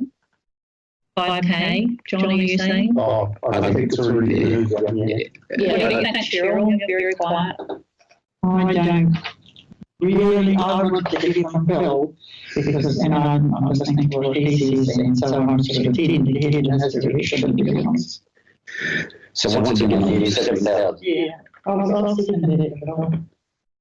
If you've got experience in that area, I'd probably say it's 5 if you have. Yeah. And so, there. I'm the fiver. Okay. We'll go back to the original 5. With the report. Because it's comprehensive report. Yep, definitely. All of us. Just find out and I'll sit in it. Yeah. Yeah, those, we voted. All of them, aye. Thank you, Bill. Yeah. Okay. Through the chair, that leaves you with just over $14,000 in your community grant and $47,500 in your pride of place that needs to be granted next month. Yeah, sounds like those applications are stacking up. No worries. It's got to be really careful way not to try and make it work. Excellent. So that's moving on now. So we'll do the 8.1, which is on page 213.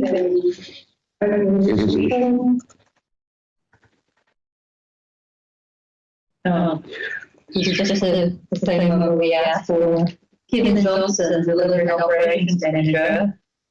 2023 come to us, no one's coming to us. 2023. Do I have a second for the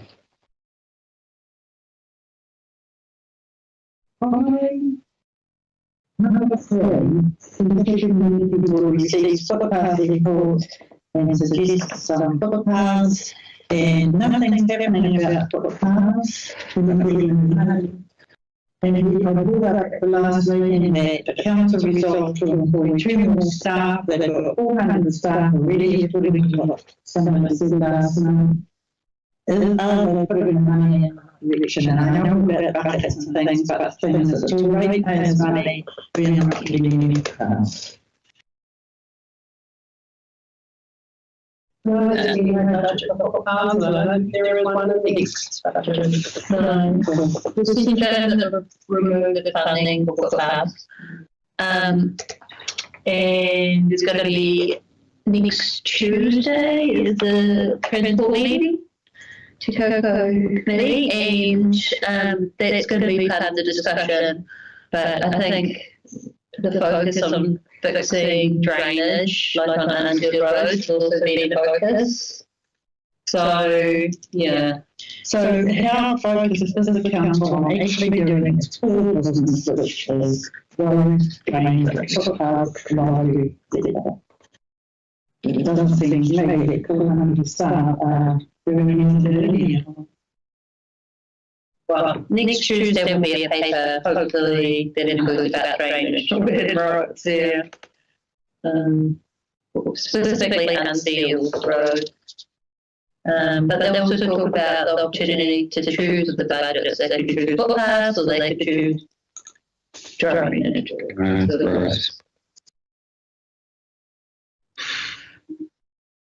Okay, so we can't really move on.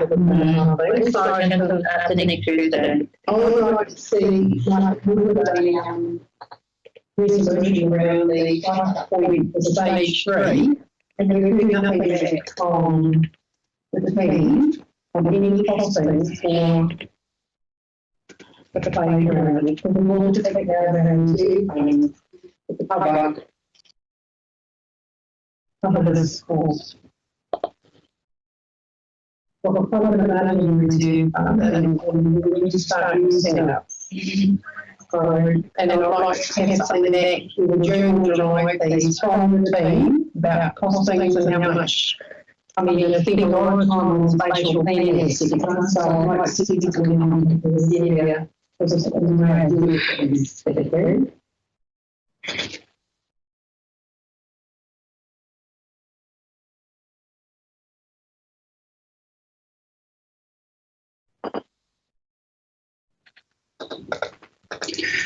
Through the chair, resolution in regards to the way that the Carry Hotel I was working in Kai was sort of in the year. Would that still be on hold in terms of the settlement with Maitoko? Oh, you mean what the domain? Domain, sorry, yeah. I said Anything, anyone knows? Yeah. So, as far as I understand, there is no formal claim because they've already had their settlement. Okay. It may be a separate group that are speaking to that. However, it does kind of hold the lease, and no one really knows where to go to from here. Michelle? Michelle said that direction? No. Michelle said in her last email. Yeah. She's leaving and going to a different position. There's two ones right down the bottom. They're asking the complex and the school to go and talk to them, but I know that Sue has gone and talked to actual Maitako, and they don't seem to have an interest in it. It seems to be another group. So is there something registered on the title, or is it a couple of people say okay. Maybe you could help me. We've been through a similar process with other council owners, so there is a process you need to go through. And who's the new person in Michelle following. But Michelle told me that the people need to go and do it. No. Well, that's what she told me in the email. I disagree. Can we get her on the phone and ask her? Yeah. We can do it. No one really knows what to do. We can do a follow-up email and there. Yeah, then it would be normally we give notice to have them not spot on as discussing anything.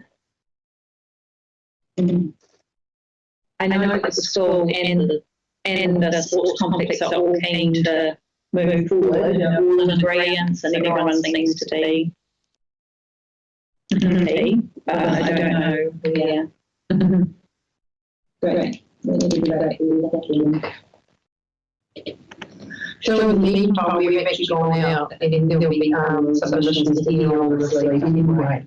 Okay. So obviously get some recommendations in the process.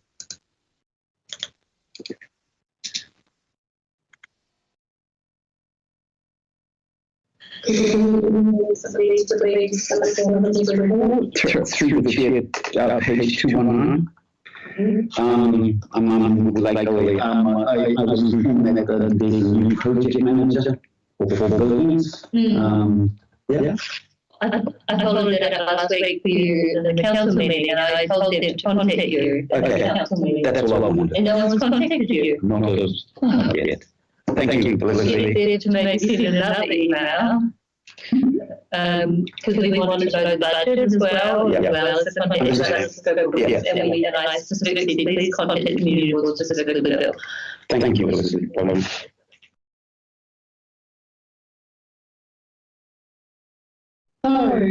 Anything else? No?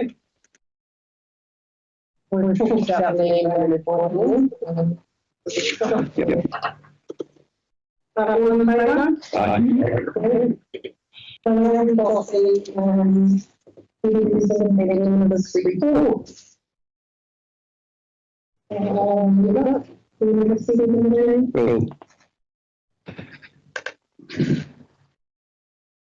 So first of all, I'd just like to thank John very much for giving the Probably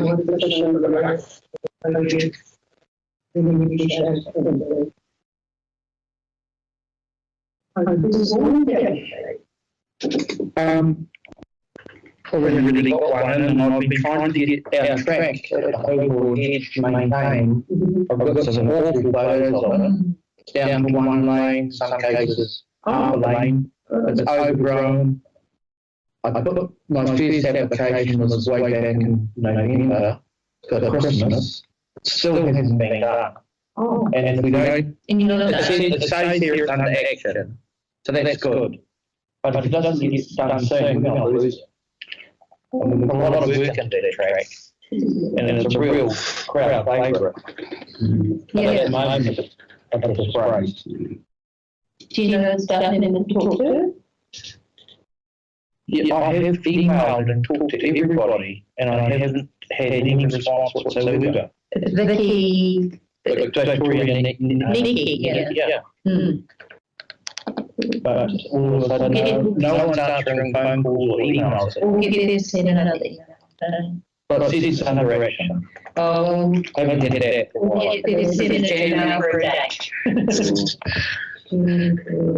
Yeah, that was January. Yeah. I'd be a little bit concerned too about the contractor that goes there, that's great, because the last time I had a look, it's well overrun. I don't think anything's been done. No, it's like you might need to get in there and stuff out. So I think it's important we're not just spraying, but we need to add it to the contract. When we talk to them. I thought it was a handover. I thought so too. But it doesn't happen. It doesn't happen. Okay. It needs much more than spray. It needs to roll, it needs to grade. Grade? Yeah. It's the guys are trucking up on motorbikes, racing it. And it's nearly done. And that was a big thing. Can you give me an email? Yes, it is me.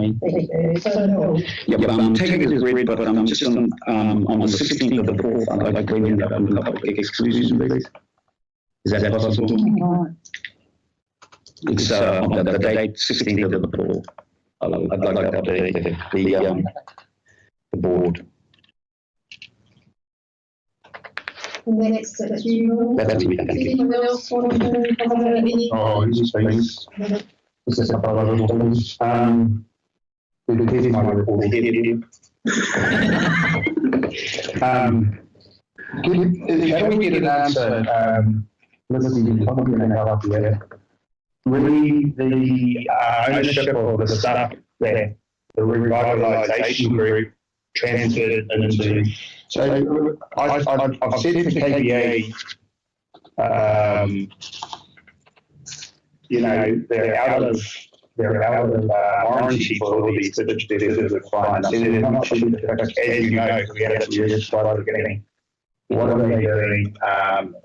Who pays for something that breaks? Okay. And I see Susan Clark also said that one of the signs of at Alameda in Riverhorse, the container. Who pays? Yeah, okay, I've got that. Yeah, I took it off, it was in the garden, and I was going to ask you, sorry. Regardless of that, who would, if that has been, if it's not repairable? No, it's fine. No, but if it wasn't repairable, who would pay for the please. There was a really large program of work about the handover, and then it included a huge number of these agreements that were done by the project managers about those assets. So they for them to be added to the asset register. So that was all done as part of the process. The original project started off, I think, when Nina Gobi was the manager, and then yeah, so it's been quite a while. So I guess that will be another manager of recreational services or team leader of recreational services contract to make sure that they're raising, I think they call day works or purchase orders to do those repairs. So they should all be in the asset register. Again, that's been raised on a number of occasions that would really help if is it Victoria or someone who does recreational services comes to our meetings, at least online, each community, because we raise these similar issues again.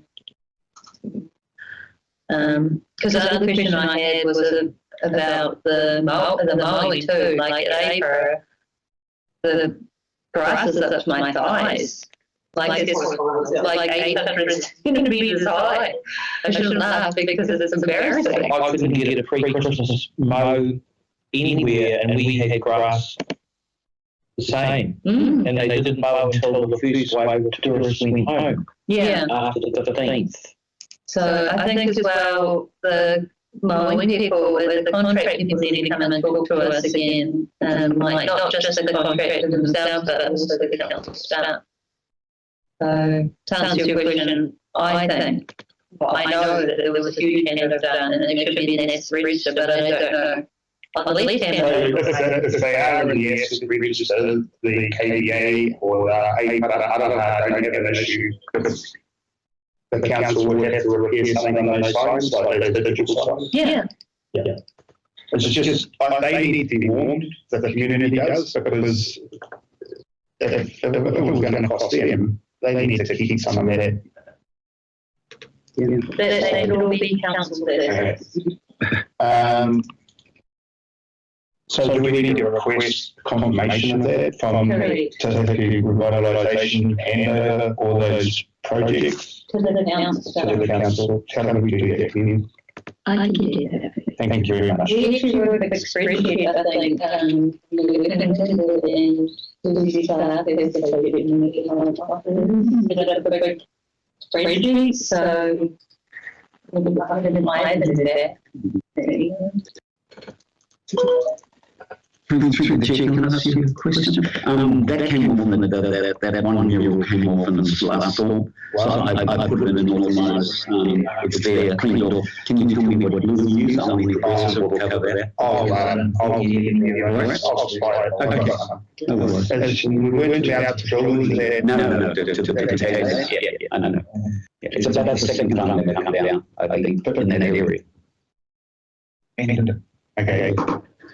It was a storm damage. Yeah. Right. Sorry, Bev, I just wanted to recall where we got with the Manatee Lev, some sort of bollard. Yep.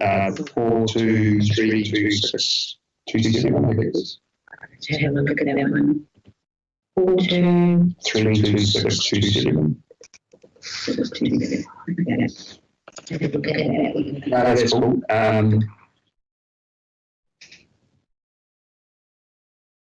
That's just your, that's Felicity. That's that one up at the Hogarth Felicity that I questioned. It's on day by one, but it's part of the people keep tying up. Oh, yeah. That's just before Harry's Lane. People keep tying a security thing to stop. Once again, that's, I have RSQFs there 3 times as it's been. With Elizabeth Stacey, that it's a parking issue, and now she's vanished off the face of the earth. Does anybody know where she is? Yeah, she's still there. She's still there. She's not answering phone calls, phone calls or emails. And yeah, people are putting warning tape across things all over Pukenui. So I didn't realise that, so I actually did RFS. I'll give you that number. It's on there. What number it is? 4249875. I'll put it in over again. Started before Christmas once again. Yeah, I didn't realise. It comes up rate payers every time. And it's embarrassing.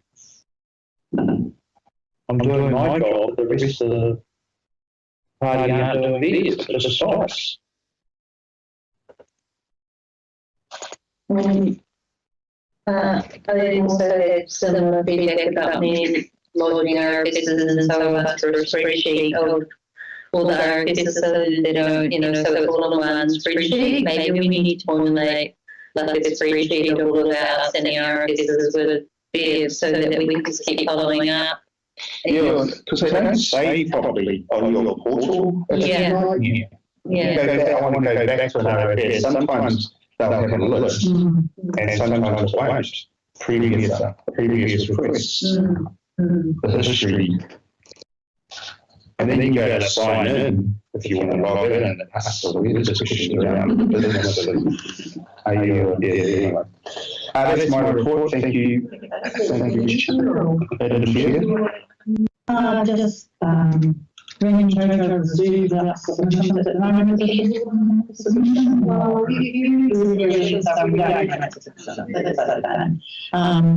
And I think next month the Minor Cemetery Committee and the Community Patrol, the Minor Cemetery Committee has got a car park which is a council reserve opposite the cemetery that wants to move it across the road into the cemetery grounds. And the community patrol wants to use part of the existing car park so that they can not be far away, and also possibly use it as a helicopter landing pad, because we have helicopter lands at the moment. Should be the fire station, but it's 2 weeks and it has to go all the way out to and come down on a presume out here. So that might come with us. Maintenance, once again, somebody needs to name us all the losers long and what's happening here, because, Kanahari and they talked about what a good job they're going to be doing, and it doesn't seem to be happening, to be honest. And the only other thing is, once again, Norway Road, narrow, winding, lots of potential traffic conflict, and we don't get it done. Not this week. Eh? Not this week. Sorry. And at PD, they wanted us to put a basketball hoop up in the playground.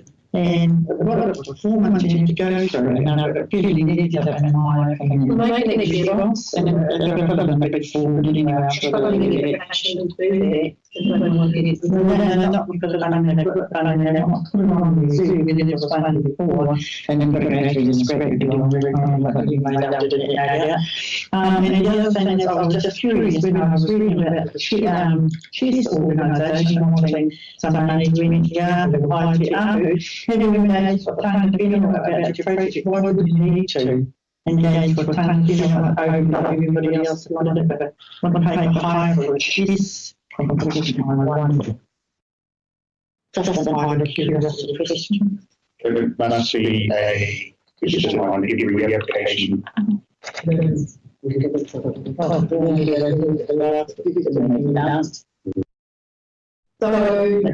Sorry, Chair, I just ask one more question, because the wealth of knowledge is opposite end of society.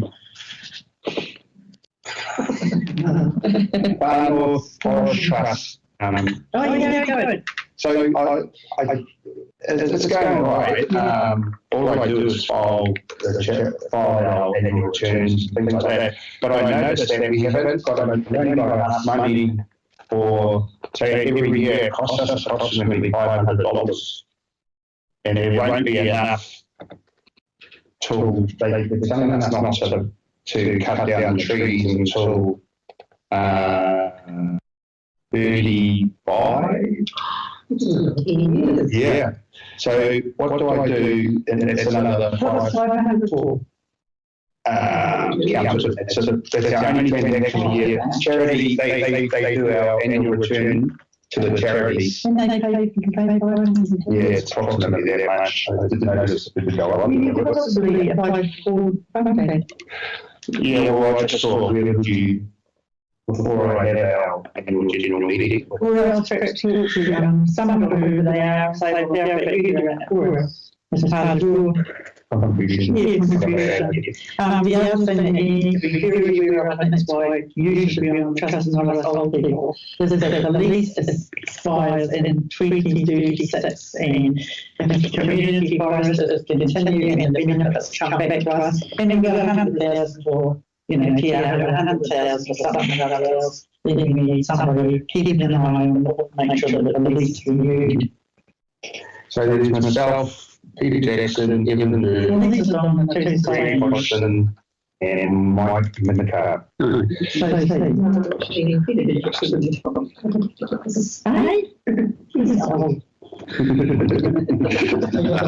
He listens to all these meetings too.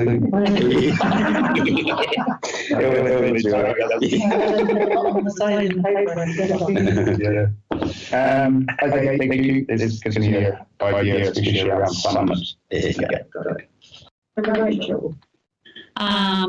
I'm trying to get mine off my computer, but it keeps failing. I'm going to miss the boat, getting it in time, sorry. But yeah, just I said my report in with the top energy. Interesting. I just applied for it because I was concerned about our resilience up here with power and how it's charged, why we pay so much compared to the rest of the country. It was really interesting, actually, on all that sort of how it's calculated, how it works. There's 4 meetings for the year, so I'll hope to gather more info as we go along, and I'll just forward it on to everyone. Just the following up the lease for the school and other just general RSs, which just seem to be getting done, but very minor. That's me to take years spoken. Not really. Oh, only gave an update when we were live streaming about some of our big ticket items. I don't, and the other one was updated about the road next week, so that's good. No, I think that's enough because we've still got the PX item and I think they need to get it. Okay, thank you very much. So, all in favour? Aye. We're going to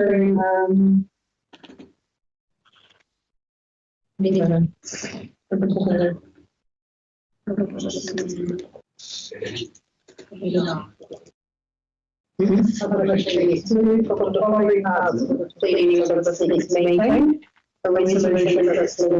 sorry. Well, Can we pause the live stream, please? We close the meeting and then you do this or not?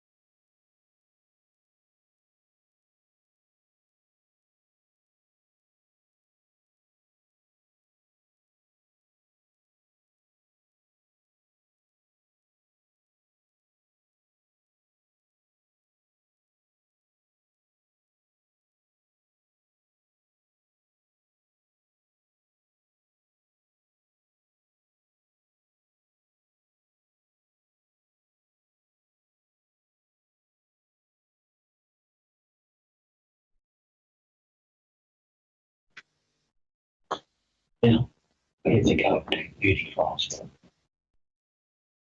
Hopefully we'll be done. We're back in the public.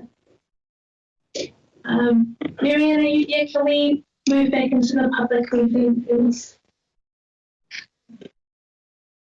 Thank you. So I'd like to welcome everyone back to the public meeting, and now I'd like to close the meeting, please. Thank you. Awesome. We'll just have a closing karakia. Kia tautua rangi Māori e ki runanga o ngā iwi o te au. Lord, let your peace reign on all the people of the earth. We ask a blessing on everyone as they head off into their respective communities. May you be with them. Amen. Amen. Thank you. Let me end the live stream, please.